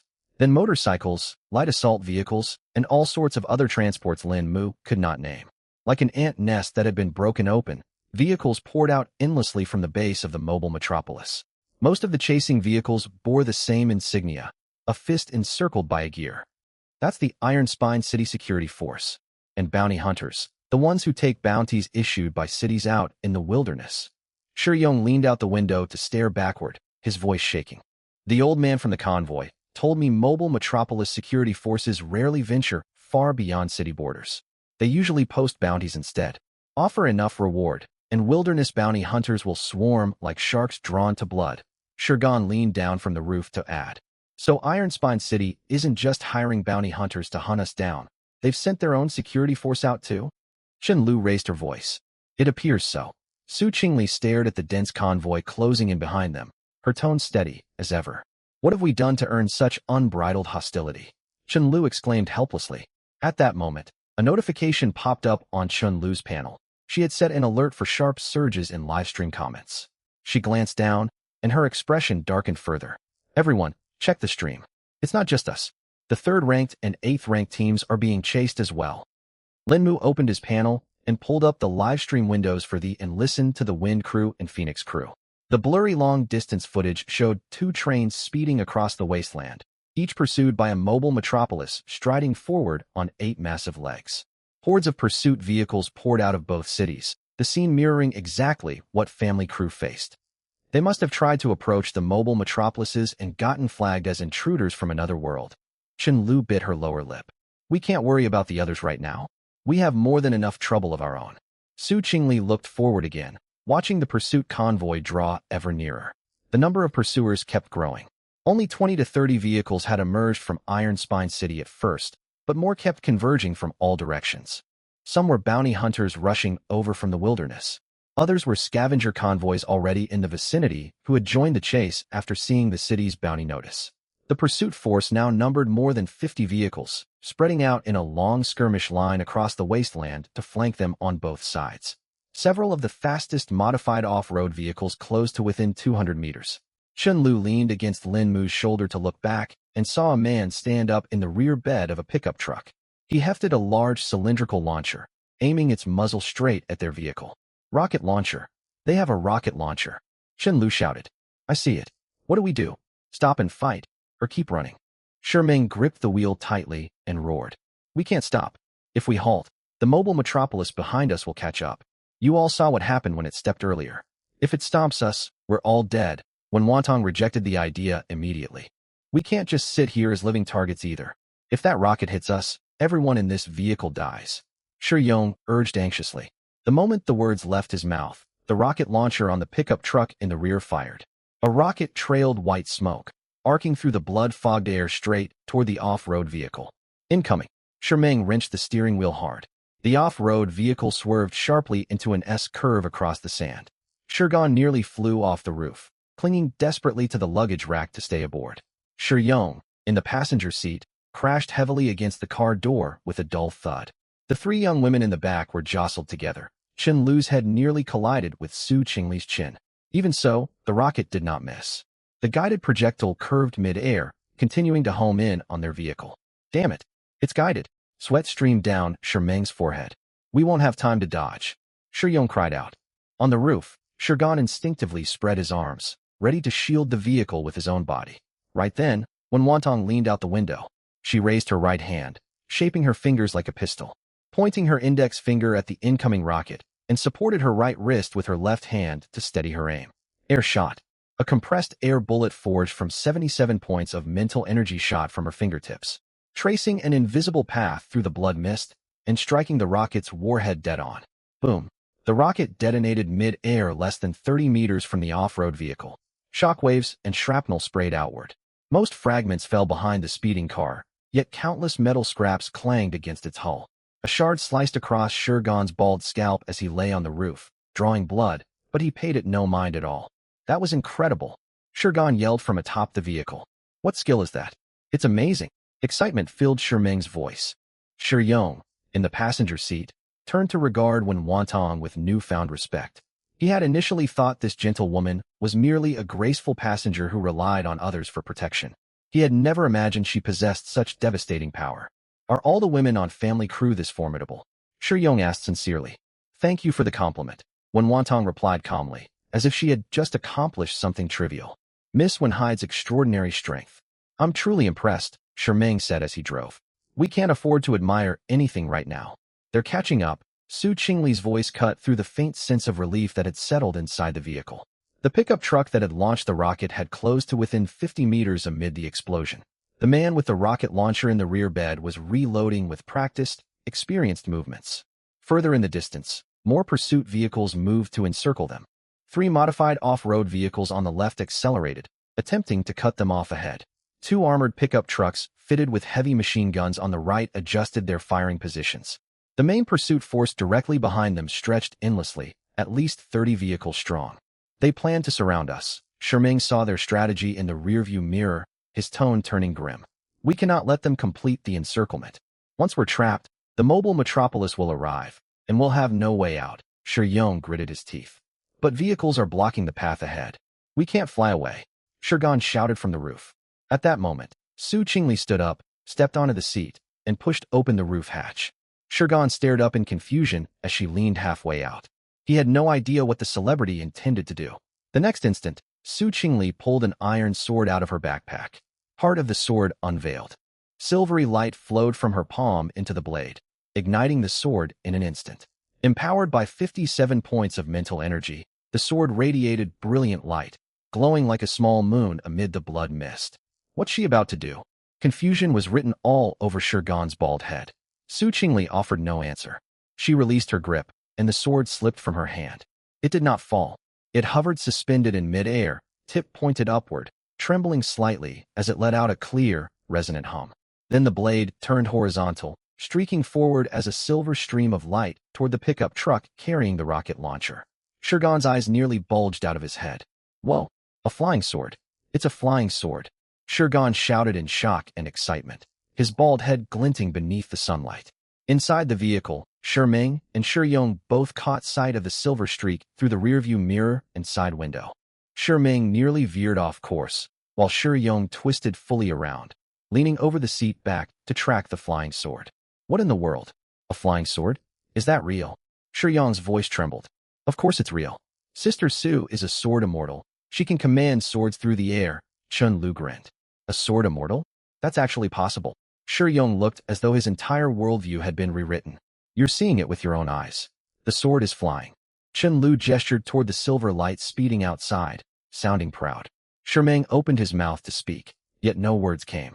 He knew the train game held countless wonders, but what he had witnessed today defied all expectation.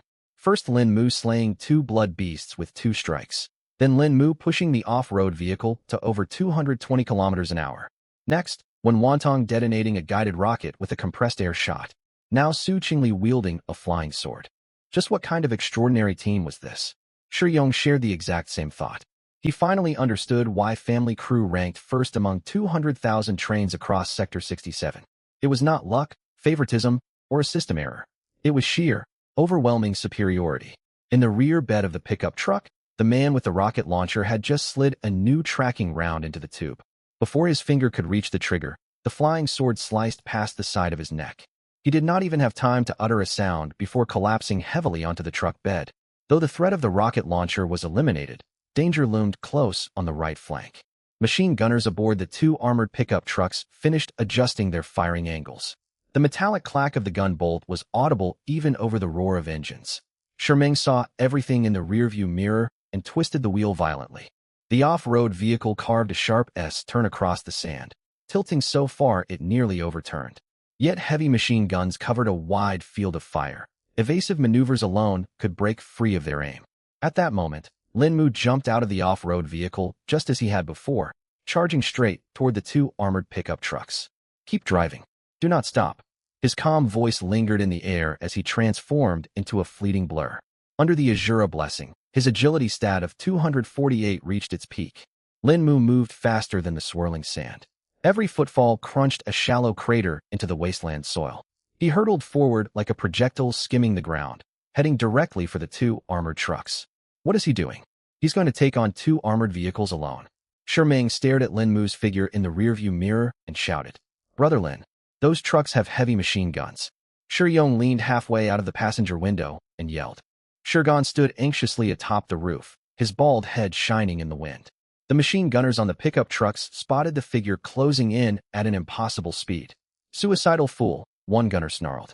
He rotated the gun barrel to aim and squeezed the trigger. Flames half a meter long erupted from the muzzle. Bullets screamed across the sand, carving a line of destruction toward Lin Mu. "Senior." Chun Lu's heart leapt into her throat. Yet Lin Mu's speed outmatched the heavy machine gun's ability to swivel its barrel.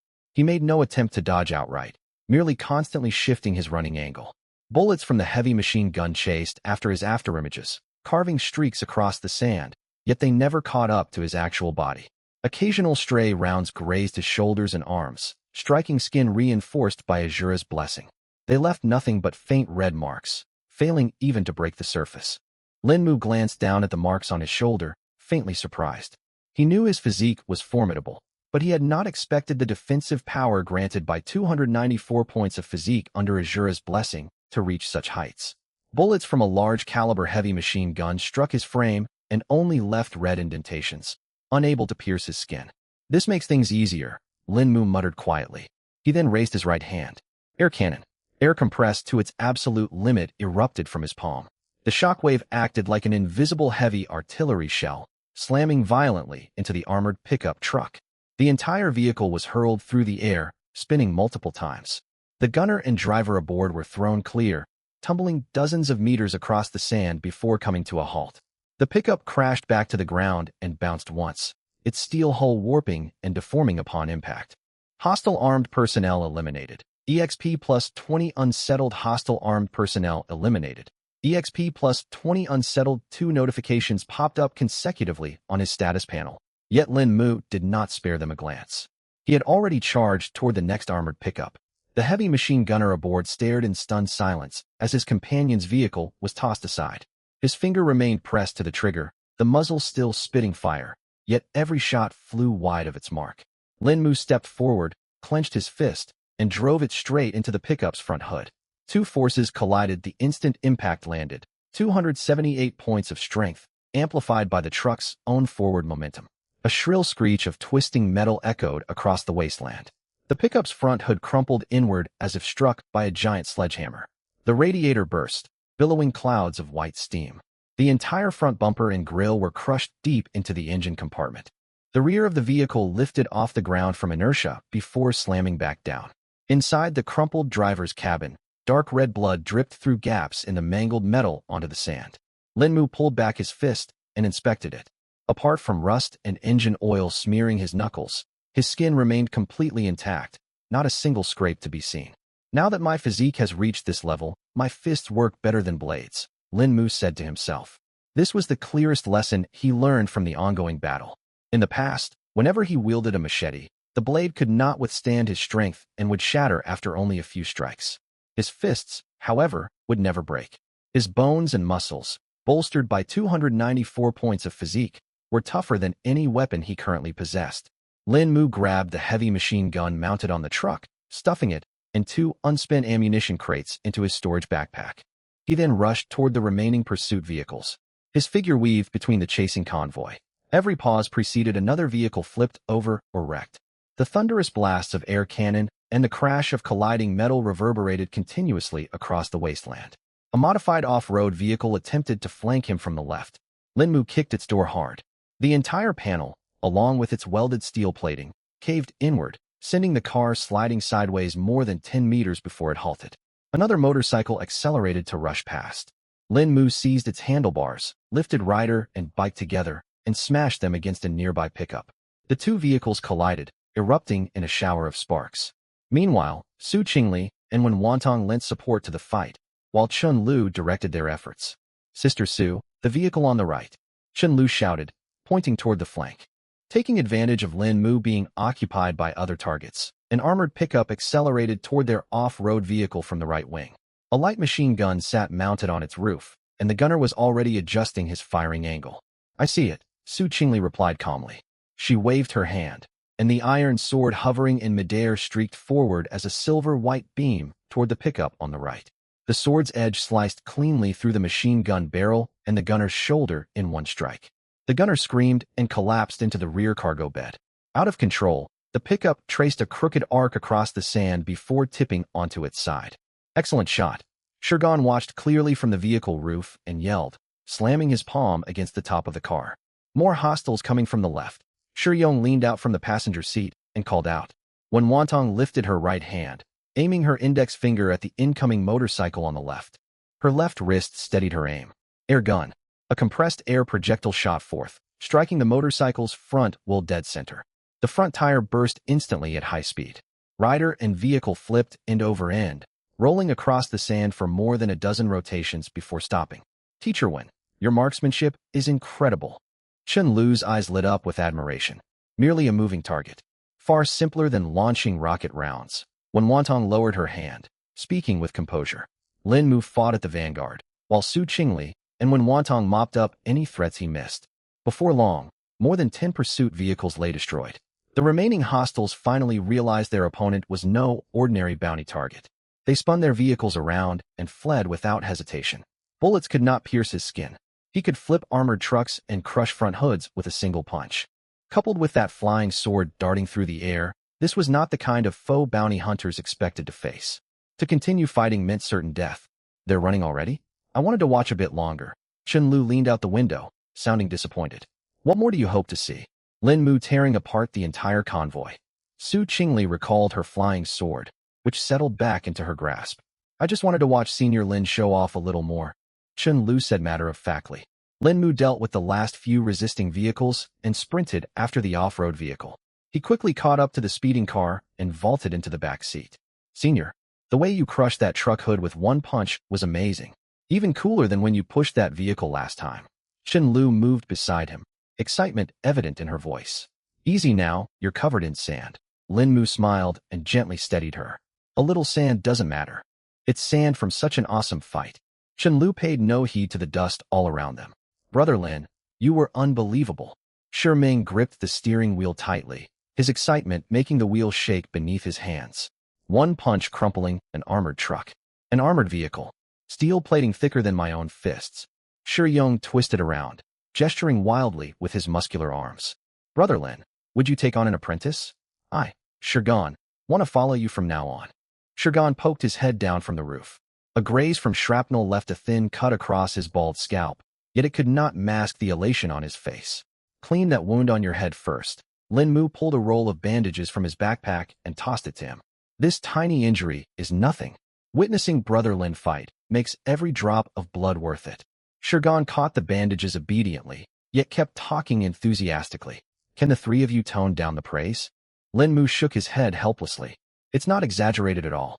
The three Shi brothers spoke in perfect unison. Their voices matched exactly, as if they had rehearsed the line beforehand. The mobile city continued to trail far behind them, its 8 massive legs striding steadily forward. Even though the off-road vehicle had opened up a considerable gap, the mobile city showed no sign of abandoning the chase. It's been chasing us for ages. Doesn't it ever grow tired? Chun Lu frowned and muttered. A city does not understand weariness. When Wantong wiped sand from her glasses and put them back on. The successive air gun shots had drained a fair amount of her mental power, yet she remained in good condition. We are temporarily safe for now, but the mobile city still pursues us. Unless it stops, it will catch up to us sooner or later. Gord. Su Qingli, also depleted from battle, maintained a sharp gaze.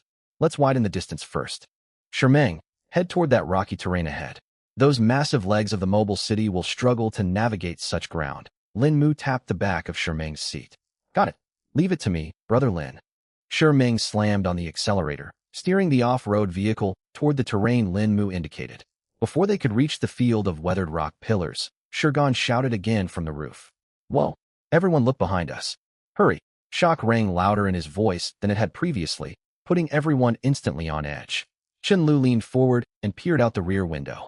Wen Wantong and Su Qingli turned to look as well. Countless dark specks were slowly rising from above the mobile city. After breaking away from the city's platforms, the specks traced arcing trajectories, heading straight for the off-road vehicle. As the distance closed, their outlines grew clearer. They were not helicopters. They resembled flying automobiles or airborne armored vehicles. "What are those? Hover vehicles? How are they staying aloft?" Chen-Lu exclaimed. "Magnetic levitation, perhaps?" When Wantong focused her gaze. "Is this really happening? When ground troops fail, they send aerial reinforcements. Will this pursuit never end? What did we ever do to them?" Chen-Lu grew agitated, her twin ponytails swaying with her movements. While the hover vehicles were still some distance away, Lin Mu processed the experience points he had just earned and activated his critical EXP effect. Hostile armed personnel eliminated times 23, EXP gained. 20 times 23 is equal to 460 unsettled settle EXP? Yes/no. He selected yes. Critical EXP triggered current bond target within range. Chen-Lu, favorability. 64 current critical multiplier, 30x random base EXP. 460 20 by 23 EXP after critical hit. 13800 player level up LV.32 LV.33 6800 EXP required level reward. All stats plus 5. LV.33 LV.34 7200 EXP required level reward. All stats plus 5 current level. LV. 34 strength. 139 149 agility. 124 134 physique. 147 157 mental power. 138 148. He had leveled up twice, reaching level 34. EXP sharing activated available sharing targets. When Wantong, Chen-Lu, Su Qingli select sharing target. Su Qingli bond target Su Qingli receives shared EXP. 13,800 times 20 EXP received. 2760 numbers flickered across Su Qingli's status panel. LV.6 LV.7600 EXP required level reward. All stats plus 2 LV.7 LV.8700 EXP required level reward. All stats plus 2 LV.8 LV.9 800 EXP required level reward. All stats plus 2 current level. LV.9 strength. 1622 agility. 1723 physique. 1824 mental power. 5763. You're level 9 now. How do you feel, Sister Su? Chen-Lu leaned over from beside Lin Mu and asked quietly. My sword heart in the Dantian has grown denser. Su Qingli replied in a low tone. You took down several pursuers as well just now, right? Chen-Lu asked. 5. Su Qingli pulled up her combat log. Hostile armed personnel eliminated times 5. EXP gained. 20 times 5 is equal to 100 unfortunately. Her favorability remained at 50, and she had not unlocked the critical proxy ability, meaning these experience points could not receive a critical multiplier. Meanwhile, when Wantong had reached 60 favorability, unlocking critical EXP proxy, I eliminated 5 as well, 100 EXP, when Wantong whispered. Hostile armed personnel eliminated times 5 EXP gained. 20 times 5 is equal to 100 unsettled settle EXP? Yes/no. She chose yes. Processing EXP bond effect. EXP critical proxy detected and activated current bond target favorability. 60 available critical multiplier range. 160 current critical multiplier. 35x random base EXP. 100 EXP after critical hit. 3,500 EXP split equally talent bearer. Lin Mu receives 1750 bond target. When Wantong receives 1750. Figures shifted rapidly on when Wantong's status panel. Player level up LV.13 LV.14 1600 EXP required level reward. All stats plus 3 current level. LV. 14 strength. 32-35 agility. 34-37 physique. 33-36 mental power. 77-80. For Lin Mu, 1750 EXP was insufficient to trigger another level up. His level stayed fixed at 34. As experience points were being processed, the off-road vehicle charged into the rocky zone. Weathered stone pillars jutted upward from the sand, some dozens of meters tall, others standing at a height of more than 10 meters. Ming had to slow down, weaving between the pillars as the vehicle rocked sharply from side to side. Buffeted by the swaying motion, Chen Lu leaned steadily beside Lin Mu to keep balanced. "Senior, can you steady me? The shaking makes it hard to stay upright," Chen Lu said as she positioned herself next to him. "You are already sitting right beside me. There's nowhere for you to fall." Lin Mu wrapped an arm around her to stabilize her. "It still feels unsteady without support," Chen Lu argued reasonably. When Wantong watched their easy camaraderie, a gentle smile flickering in her eyes, Su Qingli turned her gaze toward the window, carefully studying the weathered stone pillars and pretending not to notice the exchange. Shurgan suddenly knocked against the vehicle roof. "Brother, those hover vehicles in the sky are drawing closer." Sherming glanced at the rearview mirror. The dark specks overhead were distinct enough to make out their shape. Each hover vehicle resembled a hybrid of armored truck and helicopter. Circular thrusters on both sides of the fuselage blazed with pale blue flames. They raced far faster than land vehicles, closing the gap by the second. "Brother Lin, how do we fight those aerial units? We can only run on the ground while they fly. This battle seems unwinnable." Anxiety crept into Shermeng's voice. "The effective range of air cannon and air gun is limited. We cannot strike targets that far away." When Wantong estimated the distance and frowned. "My flying sword can reach that altitude, yet the further it travels from me, the weaker my control grows. At this range, its speed and accuracy will drop drastically. Landing a hit on a moving hover vehicle will be extremely difficult." Su Qingli shook her head.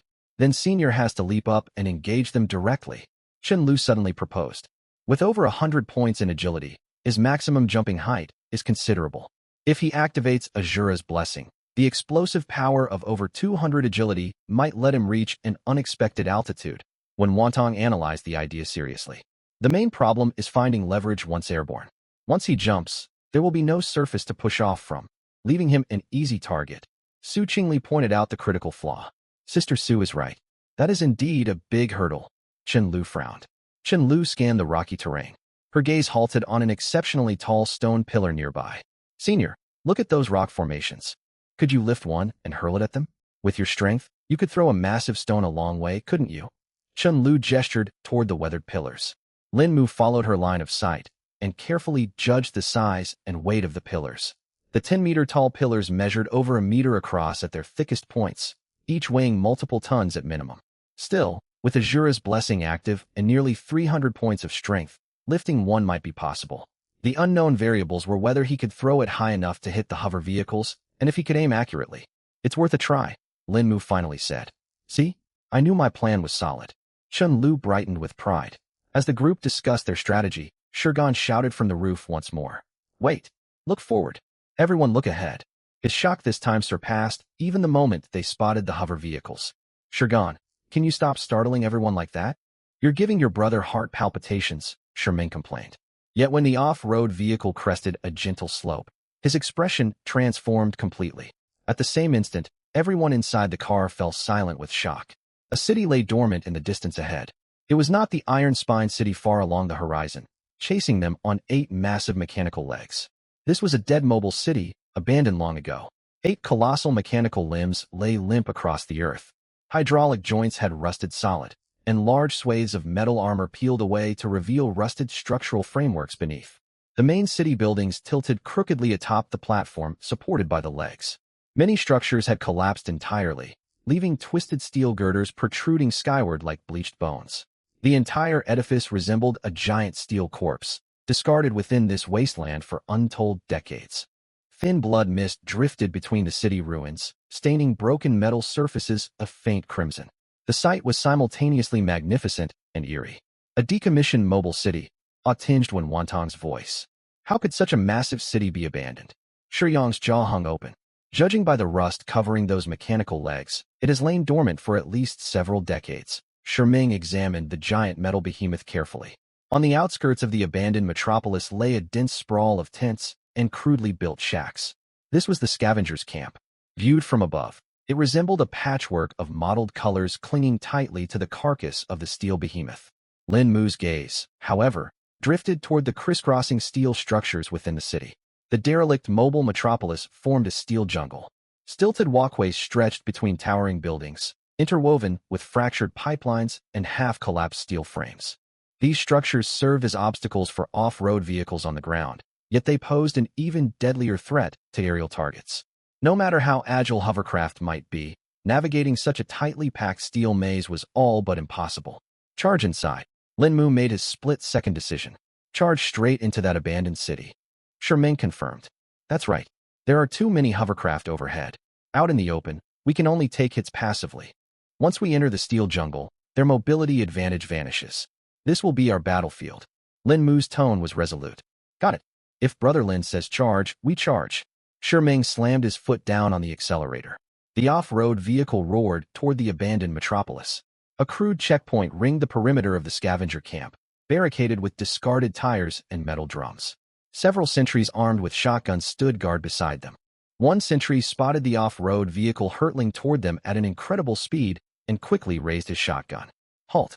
This is Black Iron Gang territory. All outside vehicles must register before, the sentry shouted at the top of his lungs. He never finished his sentence. The off-road vehicle swept past him like a gale. Barriers were sent flying, discarded tires spinning through the air before crashing back to the ground. The sentry was knocked flat on his rear by the shockwave, his shotgun flying far out of reach. It took him ages to scramble to his feet, covered in dust. Damn it! Where did that maniac come from? The sentry brushed sand off his clothes and cursed loudly. People from nearby tents and shacks were stirred, poking their heads out to see what had happened.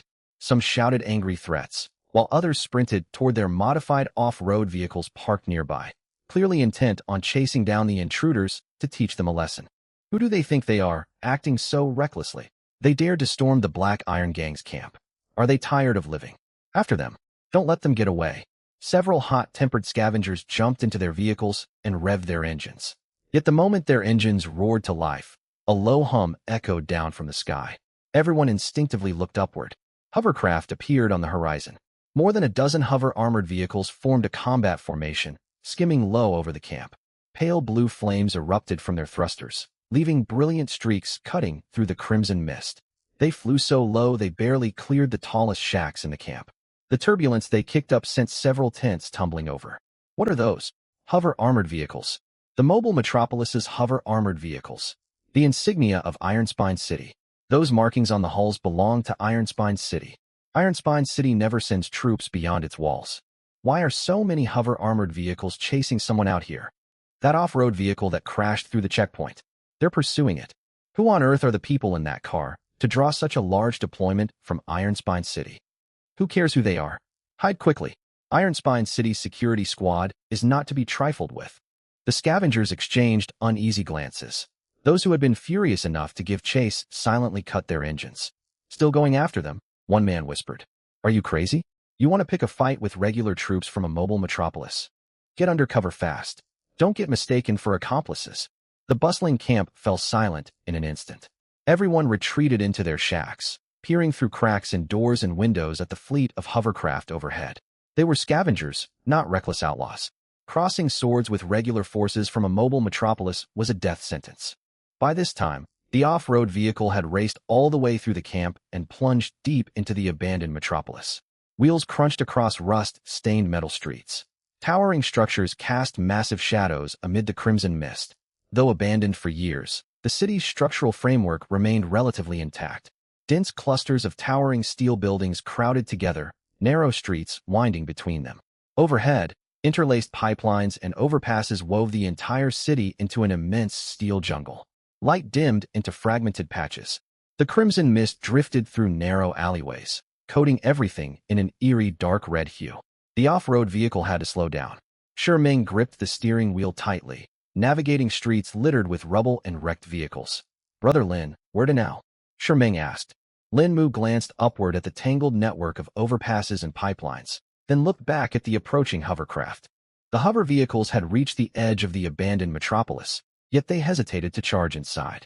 Evidently, the complicated terrain of this steel jungle posed a problem even for them. Hovercraft required ample space to maintain stable flight. The cramped alleyways and tangled network of pipelines and overpasses inside the city acted as natural barricades. Drive deeper. Go as far in as we can. Limit their room to maneuver. Then it's our turn to strike. Lin Mu said. The off-road vehicle wound its way through the steel jungle of the abandoned metropolis. Tangled overpasses and pipelines loomed overhead, and crimson mist drifted slowly through the narrow streets.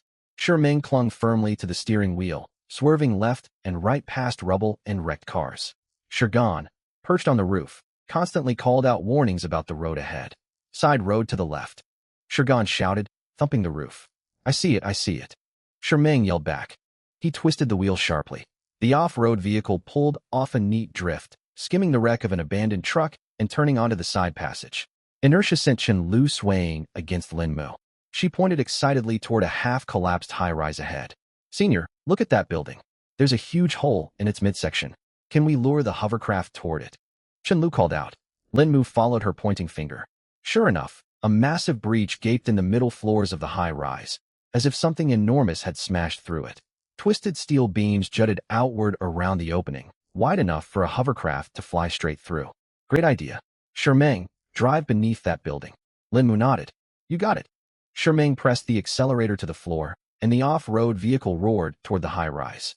Behind them in the sky, 6 hover-armored vehicles had ventured into the steel jungle. They were forced to reduce speed to avoid the crisscrossing pipelines and overpasses, yet pale blue flames from their thrusters churned rust and dust into the air. They're right behind us. 6 vehicles, split into 2 groups, trying to flank us left and right. Shuyong leaned out of the passenger seat to watch and shouted. Perfect timing. Lin Mu replied. He patted Chen Lu's shoulder, signaling her to move off his lap. Instead, Chen Lu pulled her machete out of her backpack, her large eyes sparkling with eagerness. Senior, I'm fighting this time too. I'm level 12, and I have ghost aura augmentation. Taking on a few security officers won't be a problem, right? Chen Lu said confidently. Her words drew surprise from Shi Ming driving up front, Shi Yong in the passenger seat, and even Shurgan on the roof. No one expected her to already be level 12. The 3 brothers had fought tooth and nail and only reached level 10. Clearly, no one in this group was ordinary. As for the ghost aura augmentation, it must have been some kind of skill or talent, much like their own B-rank talent that doubled their strength. Lin Mu glanced at Chen Lu. He almost told her to stay put and avoid trouble, but he remembered how she had single-handedly slain ghouls in the previous world, and the words died on his lips. Very well, but stick close to me. No wandering off alone. Lin Mu finally agreed. Aye aye. Chen Lu's face lit up instantly. Sister Su, let's fight together. Chen Lu turned towards Su Qingli. Su Qingli gave a slight nod, and silver light glowed along the iron sword in her palm. I won't sit idle either. When Wantong pushed her glasses up her nose. Count us in 2. Brother Lin, we 3 brothers may not be as powerful as you all, but we're level 10. With our B-rank strength doubling talent, we can hold our own in a fight. Sherming shouted while steering, bluntly revealing their trump card was, in a way, a show of trust. Exactly. We've got brute strength. Shuyong rolled up his sleeves, revealing thick, muscular arms. I'm great at hurling debris to strike foes. Shurgan leaned down from the roof to chime in. All right, we fight together. Let them witness what the family crew is capable of. Lin Mu nodded. And the villain's crew. The 3 Shi brothers spoke in unison. They simultaneously flexed their arms, striking bodybuilder poses. Can you stay serious for more than 3 seconds? Chen Lu rolled her eyes. We can. We can. You're absolutely right, Sister Lu. Sherming quickly dropped his arms and gripped the steering wheel again. The off-road vehicle raced directly beneath the high-rise. The 6 hover-armored vehicles pursued close behind, the roar of thrusters echoing through the steel jungle. 3 chased straight from the rear, while the other 3 climbed higher, attempting to circle around above the rooftops. Now, Lin Mu shouted. Sherming slammed on the brakes, bringing the vehicle to a skidding halt. Lin Mu was the first to leap out.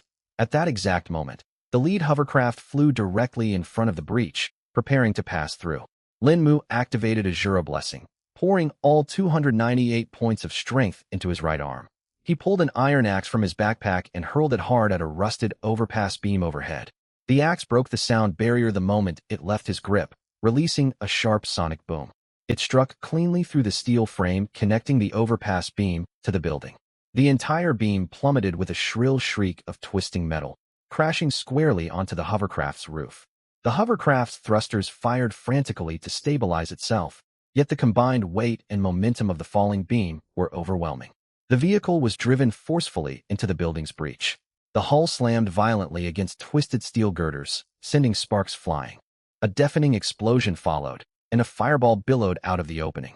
Hostile armed personnel eliminated. Experience plus 20 pending settlement. Hostile armed personnel eliminated. Experience plus 20 pending settlement. 2 notifications popped up on his interface, Yet Lin Mu had no time to glance at them. That was incredible. Shurgan watched clearly from the roof, excitement shining on his bald head. 5 remaining. Su Qingli had also jumped out of the vehicle, her voice calm and cool. At the same time, she sent her iron sword flying from her grasp. A streak of silver light arced through the steel jungle, curving toward one hovercraft that was climbing upward. The pilot never anticipated an incoming flying sword. By the time he reacted, the blade had pierced through the side window, skewering both him and his seat. Hostile armed personnel eliminated. Experience plus 20 pending settlement. The hovercraft lost control, careening into a nearby building and bursting into a fireball. For left, Chen Lu hopped out and counted excitedly. The remaining 4 hovercraft were clearly stunned by the sudden onslaught.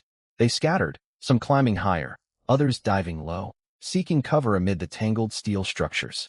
One hovercraft slipped out of a narrow alley and hovered less than 20 meters above the off-road vehicle's side. Its hull-mounted heavy machine gun rotated, aiming straight for the vehicle's roof. "You won't get a shot at our ride. Not a chance," Shurgan roared, standing atop the roof. He seized a spare steel pipe strapped to the roof rack and activated his strength-doubling talent. His level 10 strength instantly doubled under the B-rank talent. Though nowhere near Lin Mu's power, it far surpassed ordinary humans. "Come down." Shurgan hurled the pipe like a javelin. The steel pipe whistled through the air toward the hovercraft's thrusters. His aim was slightly off, and it struck the underside armor instead of its target, ringing out with a loud clang. The hovercraft jolted violently from the impact. Machine gun bullets sprayed wide, carving a line of craters into the ground beside the off-road vehicle. When Wantong, who had also exited the vehicle, raised her arm and aimed at the hovercraft's cockpit. Air gun. A compressed air bullet shot forth, striking the observation window dead center. Though the glass was bulletproof, it shattered under the force of the air gun amplified by her 80 spirit stat. The pilot inside let out a groan, clutching his face cut by flying shards, and lost control of the hovercraft. "I'll finish it off." Chen Lu seized her chance to attack. Chen Lu activated Ghost Aura Augmentation. Cold, eerie power surged through her body. Her Ghost Aura stood at only 60 points. With all attributes boosted by 50%, her strength reached just 43. 5 points. Yet it was more than enough to deal with an out-of-control hovercraft. Chen Lu jumped onto the wreck of an abandoned truck beside the road. Her boosted agility of 46.5 made her extraordinarily nimble. She moved like a lithe wildcat, sprinting across the truck's roof and leaping onto the swaying hovercraft. She swung her machete hard, striking the rear thruster, sending sparks spraying everywhere. "Ah!" Chen Lu let out her signature yell as she hacked repeatedly. After 7 or 8 blows, she split open a crack in the thruster casing. Blue flames burst from the rupture. The hovercraft shattered violently before plummeting toward the ground. Chen Lu jumped free at the last second. She stumbled slightly on landing but quickly steadied herself, tidying her twin tails ruffled by the blast wave, putting on a calm front. Hostile armed personnel eliminated. Experience plus 20 pending settlement. Hostile armed personnel eliminated. Experience plus 20 pending settlement. Sister Lu, you're absolutely monstrous. Shurgan jumped down from the roof, sheer shock written all over his bald head. "Naturally, I don't act until the moment is right, and every strike earns a kill." Chen Lu brushed dust off her pleated skirt and tilted her chin upward proudly. "Sister Lu, weren't you scared falling from that height?" Shuyong, who had climbed out of the passenger seat, could not help asking. "Why would I be scared? Senior would catch me if I fell." Chen Lu replied matter-of-factly. Shuyong opened his mouth, unsure how to respond. "Sister Lu rules." Shurgan gave her a thumbs up. "Sister Lu is unstoppable." Shermeng, the last to exit the driver's seat, echoed the cheer. Chen Lu's twin tails bobbed, and she could not suppress her grin. "Enough, stop calling me Sister Lu. 3 hovercrafts still remain." Chen Lu waved her hand, feigning composure. Her eyes, however, glinted with triumph. Su Qingli and Wen Wantong exchanged a glance, faint amused smiles tugging at their lips. "She's gathering followers." Wen Wantong whispered to Su Qingli. 3 burly warriors as followers. It suits her personality quite well. Su Qingli nodded gently. "I heard that, Sister Su." Chen Lu had sharp ears and spun around immediately. "It's the truth." Su Qingli answered without hesitation. The remaining 3 hovercraft were clearly terrified by the group's unbelievable combat prowess. 3 of their allies had been taken out in mere minutes, while their opponents appeared completely unharmed and even had time to banter. "Withdraw? Pull back." The lead hovercraft broadcast the retreat signal. The 3 hovercraft turned simultaneously, attempting to flee out of the steel jungle. Trying to run? Lin Mu let out a cold laugh. He pulled 3 iron axes from his backpack. Azura Blessing active, he channeled his full 298 strength into both arms. He hurled all 3 axes at once, tracing 3 separate arcs toward the thrusters of the 3 escaping hovercraft. Boom, boom, boom. 3 deafening impacts rang out nearly simultaneously. The thrusters on all 3 hovercraft were struck by the axes. Bright blue flames turned into thick black plumes of smoke. The vehicle shook violently, no longer able to maintain its flight altitude, veering erratically as it plummeted toward the ground. 2 of them crashed straight into adjacent buildings, destroying the vehicles and killing everyone aboard. The last one was slightly luckier. It slammed onto the ground. Though its frame was deformed, it avoided an immediate explosion. In the distance, 6 more hovercars arrived shortly afterward, reaching the edge of the derelict metropolis. They had clearly witnessed the fate of their 6 comrades ahead. The roar of their thrusters grew hesitant. They circled the outskirts of the steel jungle, unwilling to venture deeper. They're scared. Shergan stared at the hovering vehicles lingering far away, his tone tinged with schadenfreude. Anyone would be. 6 cars went in, and not a single one survived in under 3 minutes. If I were them, I wouldn't go in either. Shiryong crossed his arms. His biceps bulged beneath his tank top like small mounds. If they won't come in, ignore them. Lin Mu stood beside the off-road vehicle, glancing upward at the circling hovercars. Chen Lu perked up the moment she heard this. She slung her machete over one shoulder, her twin ponytails whipping through the air in a neat arc. Then she waved toward the 3 Sher brothers. Come on, guys, follow me, she called out loudly. She looked every bit the gang leader who'd just recruited a crew of underlings. The 3 Sher brothers played along perfectly. We're with Sister Lu. Sherming snapped to attention, puffing out his chest. Sister Lu says east. We won't head west. Shiryong followed, folding his muscular arms across his chest. Sister Lu, give your orders. Shergan went even further, striking a dramatic pose, his bald scalp glinting brightly amid the blood mist. Flattered by the 3 burly men, Chen Lu held her chin higher, her twin ponytails sticking nearly straight upward. Carrying her machete, she strode purposefully toward the crashed hovercar, with the 3 brothers marching imposingly behind her. Wen Wantong and Su Qingli stood beside Lin Mu, watching the scene with varied expressions. She's really let loose now, rest. A smile tugged relentlessly at Wen Wantong's lips, her voice laced with amusement. 3 minutes ago she was screaming for help, and now she's recruiting followers. This girl adapts remarkably fast. Su Qingli's tone remained cool, yet a faint smile graced her mouth. Let's go check if anyone inside the vehicle is still alive. Lin Mu shook his head and stepped forward. The crashed hovercar rested crookedly in the middle of the street. Its hull remained relatively intact, though one thruster bore a large hole hacked open by an iron axe, spewing black smoke. The cockpit structure was also mostly whole, yet most of its glass had shattered. Clearly etched on the side plating was the symbol of Iron Spine City, a fist encircled by interlocking gears. Chen Lu reached the vehicle first. Gripping her machete with both hands, she leaned forward to peer into the cockpit. There are 3 people inside, she shouted back. Stand aside, Sister Lu. Leave the heavy lifting to us. Sherming hurried forward in long strides. He gripped the vehicle door with his powerful arms and instantly activated his Grade B talent. Strength doubled. His level 10 strength doubled under the talent's effect. It paled in comparison to Lin Mu's power, yet it was more than enough to tear off a car door. A sharp crack echoed as he ripped the door clean off its hinges. Shiryong and Shergan rushed forward, hauling the 3 unconscious security officers out of the cockpit one by one and setting them gently onto the pavement. All 3 wore Iron Spine City Security Force standard combat uniforms, the dark gray fabric stained with blood and grime. One man had a deep gash across his head, his face covered in blood. Though no obvious wounds marked the other 2, blood trickled from their mouths, clear signs of severe internal injuries sustained during the crash. Shergan knelt down. He held his fingers beneath each man's nose, lifted their eyelids, and checked their carotid pulses. After a lengthy examination, he stood. A rare solemn look crossed his bald head. Sister Lu, these 2 are gone. This one's barely hanging on, and he won't last long. His internal organs are ruptured. His pulse is thinner than a thread. Shergan pointed at 2 of the men, then gestured toward the 3rd. Chen Lu frowned at the barely conscious security officers on the ground. She tilted her head in thought and tapped her shoulder with the flat of her machete blade. Can we wake him up? We've been chased for ages. We need to get some answers. It's frustrating just running without even knowing who our enemies are. I've got just the trick. My family used to raise livestock, and my grandfather taught me a few methods. Dump a bucket of cold water on his face, and he'll snap wide awake. Sherming rolled up his sleeves eagerly.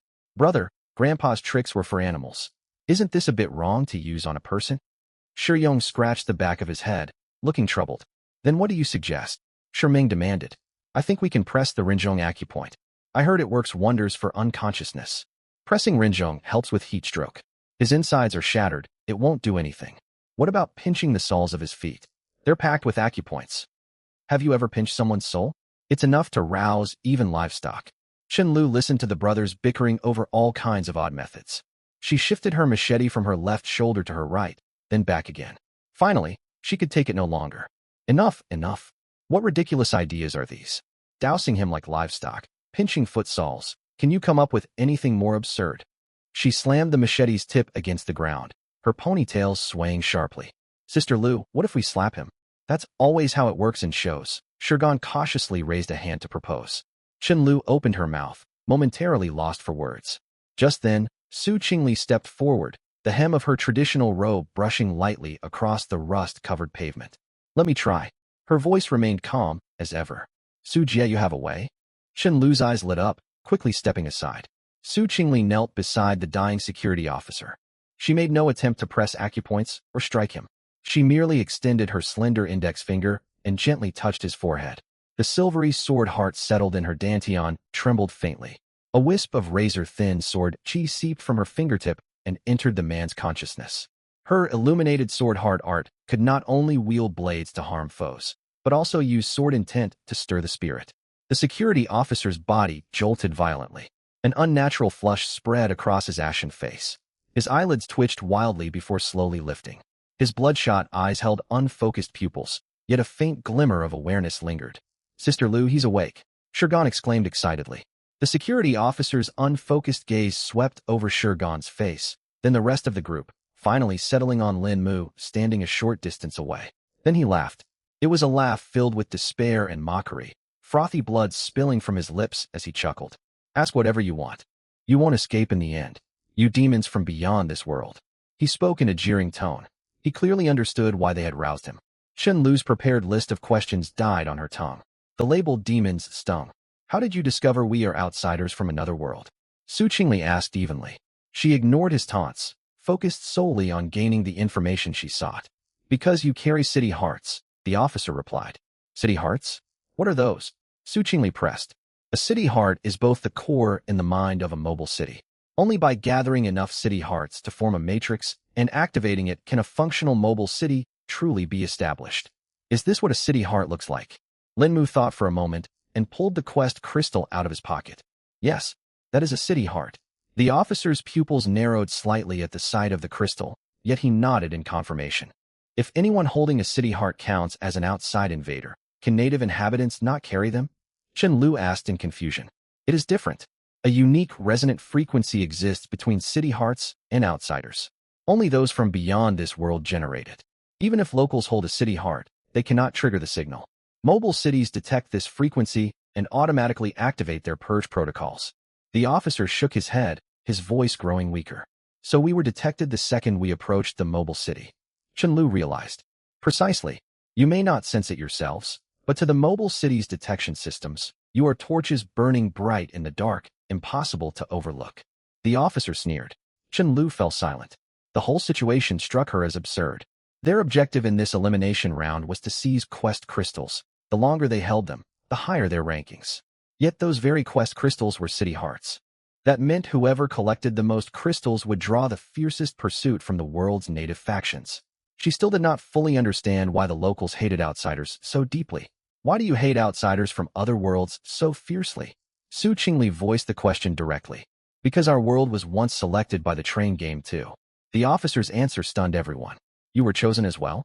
What do you mean? Chen-Lu blurted out in surprise. Once, billions lived on our world. We possessed advanced technology and a flourishing civilization until countless people vanished one day. The officer's gaze turned distant and hollow. They joined the train game. At first, everything seemed promising. They brought back superior technology, pushing our civilization further forward. But disaster soon followed. The train game hosts civilizations from countless worlds, all fighting against one another. Our civilization lost the conflict. After that, Our world became a resource quarry. Once all its wealth was stripped away, it turned into this wasteland. His eyes swept across the surrounding steel jungle, the tangled pipelines and overpasses overhead, and the massive husk of the long, dead mobile city in the distance. A dead wasteland. Only a handful of mobile cities remain, clinging to survival by operating their city heart matrices, crawling slowly across the barren plains, waiting to die in this broken world. He suddenly broke into violent coughing, gushing mouthfuls of blood.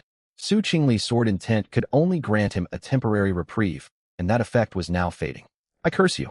I curse your world to end up just like ours. I curse your cities to become ruins. I curse everyone you care about to wait for death out in these wastelands, just as we do. His eyes locked straight onto Lin Mu, his pupils steadily losing focus. His breathing stopped. His eyes stayed open, empty and lifeless. Chen Lu remained quiet for a long time before slowly standing, her twin ponytails hanging limp beside her cheeks, all her earlier energy gone. The three Shi brothers set aside their playful demeanors as well.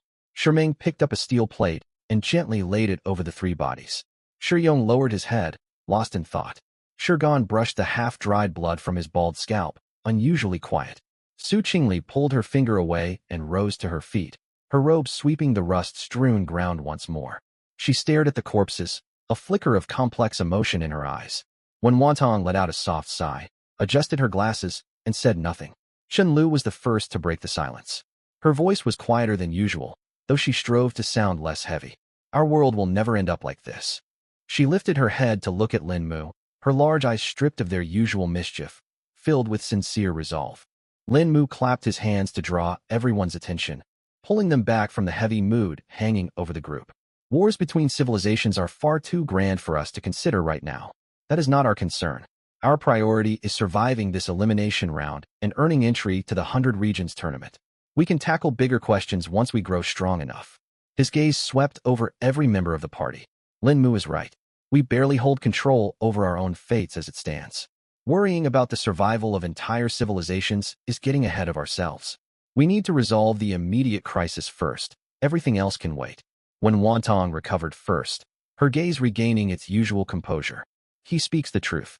Our focus should be completing the mission. Su Qingli nodded in agreement. You're absolutely right. I almost got distracted just now. Talk of civilization wars and world annihilation sounds terrifying. Let's think about how to handle the pursuers outside. That's something I know how to deal with. Chen Lu slapped her own cheeks, her ponytails bouncing. Seeing the others regain their resolve, the three Shi brothers cheered up as well. Brother Lin, what's next? 6 hover cars are still circling outside. Should we take them down too? Shimeng walked over and scratched his bald head earnestly. Yeah, Brother Lin. Those hover cars are too annoying, hovering around like flies. We can't leave freely unless we deal with them. Shi Yong concurred. The hover cars can wait. Even if we shoot them down, we still cannot escape this place for the time being. Sad. Lin Mu shook his head. He lifted a hand and pointed past the borders of the derelict mobile city. Everyone followed his line of sight. Through gaps between the crumbling steel buildings, they clearly saw the enormous outline of Iron Spine City. 8 colossal mechanical legs carried Iron Spine City steadily closer to the abandoned metropolis. White steam billowed from hydraulic joints in the limbs, whipping sand and dust into swirling clouds. Harsh scraping noises echoed as metal armor shifted. Every step sent low tremors rippling through the ground, shaking the unstable steel frameworks inside the derelict city. The scavenger camps surrounding the abandoned metropolis had descended into complete chaos. Most colorful tents and crude shacks had been torn apart by shockwaves. Scavengers screamed and fled in every direction. Some ran deep into the wasteland. Others rushed into the abandoned city for shelter, and many simply threw themselves to the ground, covering their heads. Modified off-road vehicles charged through the crowds, honking blending with shouts, cries, and curses. At last, Iron Spine City halted a short distance from the derelict metropolis. All 8 mechanical legs locked in place. The massive momentum made the entire city lurch forward, letting out a thunderous metallic groan. A collision with the abandoned metropolis would damage Iron Spine City severely. The steel structures of both cities would twist and crumple, resulting in mutual destruction. They're incredibly persistent, willing to risk crashing just to chase us down. When Wantong stared at the towering steel beast looming nearby and muttered, Chen Lu leaned on the hood of the off-road vehicle, resting her chin in her hands as she watched Iron Spine City's immense silhouette draw near, and pouted. They really won't leave us alone. They chased us all the way from the wasteland, sending armored vehicles and hovercars after us. Now they've brought the whole city right to our doorstep. What could we possibly have done to anger them this much? Simply being players of the train game. Chen Lu grumbled. It is not about anything we have done. It is about what we represent. To the people of this world, train game players are invaders, the ones responsible for destroying their civilization. That hatred runs deep in their bones. It requires no further justification. Su Qingli said beside her. Then we have no choice but to keep fighting. Chen Lu hopped down from the vehicle hood. She brushed rust particles off her pleated skirt, ready to deliver a bold declaration, when her eyes suddenly widened. She pointed toward Iron Spine City. Look over there. What is that? Her voice rose in shock. A gigantic boarding bridge slowly rose from Iron Spine City's perimeter. It was assembled from countless metal plates, each several meters wide. Driven by hydraulic machinery, the bridge stretched forward like a claw extended by a steel leviathan, spanning the gap separating the two cities. A deafening crash resounded as the front end slammed onto the abandoned metropolis's steel framework. Locking mechanisms engaged automatically, spraying showers of sparks. Immediately afterward, wave after wave of engine roars came from Iron Spine City. Armored vehicles surged across the bridge, tires screaming against the metal surface. Behind them came modified off-road vehicles, light assault buggies, motorcycles, and armored pickup trucks mounted with light machine guns. They packed tightly together, like a disturbed swarm of hornets. Security officers wore matching dark gray combat uniforms and gripped various weapons. Some stood inside vehicle compartments, others lay across roofs, and several hung directly onto the sides of the transports. They're mobilizing nearly every troop the city has. Tension crept into Chen Lu's tone. She subconsciously stepped closer to Linmu. They truly will not give up. Su Qingli stared at the endless stream of security forces pouring across the bridge, a rare note of helplessness in her voice. Senior, what do we do now? Chen Lu tugged lightly at Linmu's sleeve and looked up at him. Linmu paid little attention to the approaching pursuers. His gaze traveled past the bridge, past Iron Spine City's massive silhouette, and toward the heart of the derelict mobile city beneath their feet. What secrets hid within the half-collapsed skyscrapers, deep within tangled pipelines, and beneath layers of rust and decades-old blood mist covering the steel ruins? This abandoned city was once a mobile metropolis as well. What if there are more city hearts hidden somewhere inside? Linmu murmured thoughtfully. Chen Lu froze for a second, then her eyes lit up instantly. That's right. A mobile city's core relies on a matrix of city hearts to activate. Even though this metropolis died, there might still be leftover city hearts within its core. If we can find them, we get more quest crystals. Excitement surged through Chen Lu. Her twin ponytails bounced with enthusiasm. We only hold one quest crystal right now. If we discover more inside the abandoned city, our evaluation score will peak. We'll secure our spot in this elimination round for sure, she continued. Even so, city hearts are extremely valuable strategic resources in this world. Even if this place once held them, wouldn't scavengers have looted them decades ago? When Wantong was far less optimistic, speaking cautiously. I agree with her. Scavengers have set up camps around this abandoned city for ages. They've searched every accessible corner. If any city hearts remained, they would have claimed them long before us. Sherming nodded repeatedly. But they might be concealed in hidden locations, secret tunnels, underground storage vaults, sealed safe chambers. This abandoned metropolis has such a complex structure. There must be places scavengers never found. Shurgan joined the discussion. Linmu nodded, yet his eyes continued scanning the depths of the derelict city. Finding them is not guaranteed. But we are trapped here already. Instead of waiting to be attacked passively, we should venture inward and explore. If we truly uncover more city hearts, the benefits stretch far beyond completing this mission. A contemplative glint appeared in Linmu's eyes. I've been wondering, if we gather enough city hearts and bring them back aboard the train, could we use them to build a mobile city of our own? Linmu voiced his idea. Everyone fell silent instantly. Chen Lu's eyes practically sparkled, and she nearly jumped up from excitement. Build our own mobile city? Senior, are you serious? Just like Iron Spine City? One with 8 giant mechanical legs that can travel anywhere across the wasteland. We could build houses, farm crops, raise small animals. No, better yet, construct heavy defenses and weapons systems, turning the whole city into a mobile stronghold. No monster would dare stand against us. Chen Lu rambled excitedly. She waved her hands through the air, her ponytails fluttering like lively butterflies. Think about it. The train is already cramped. For rooms, multiple refrigerators, bathrooms, We'll quickly run out of space as we expand. But a mobile city changes everything. We can build it as large as we want, carry whatever we need, and never worry about limited storage space again. Shen Lu kept outlining her vision. When Wantong laughed after listening to her lengthy daydream, she reached out and smoothed her disheveled ponytails. You think fast.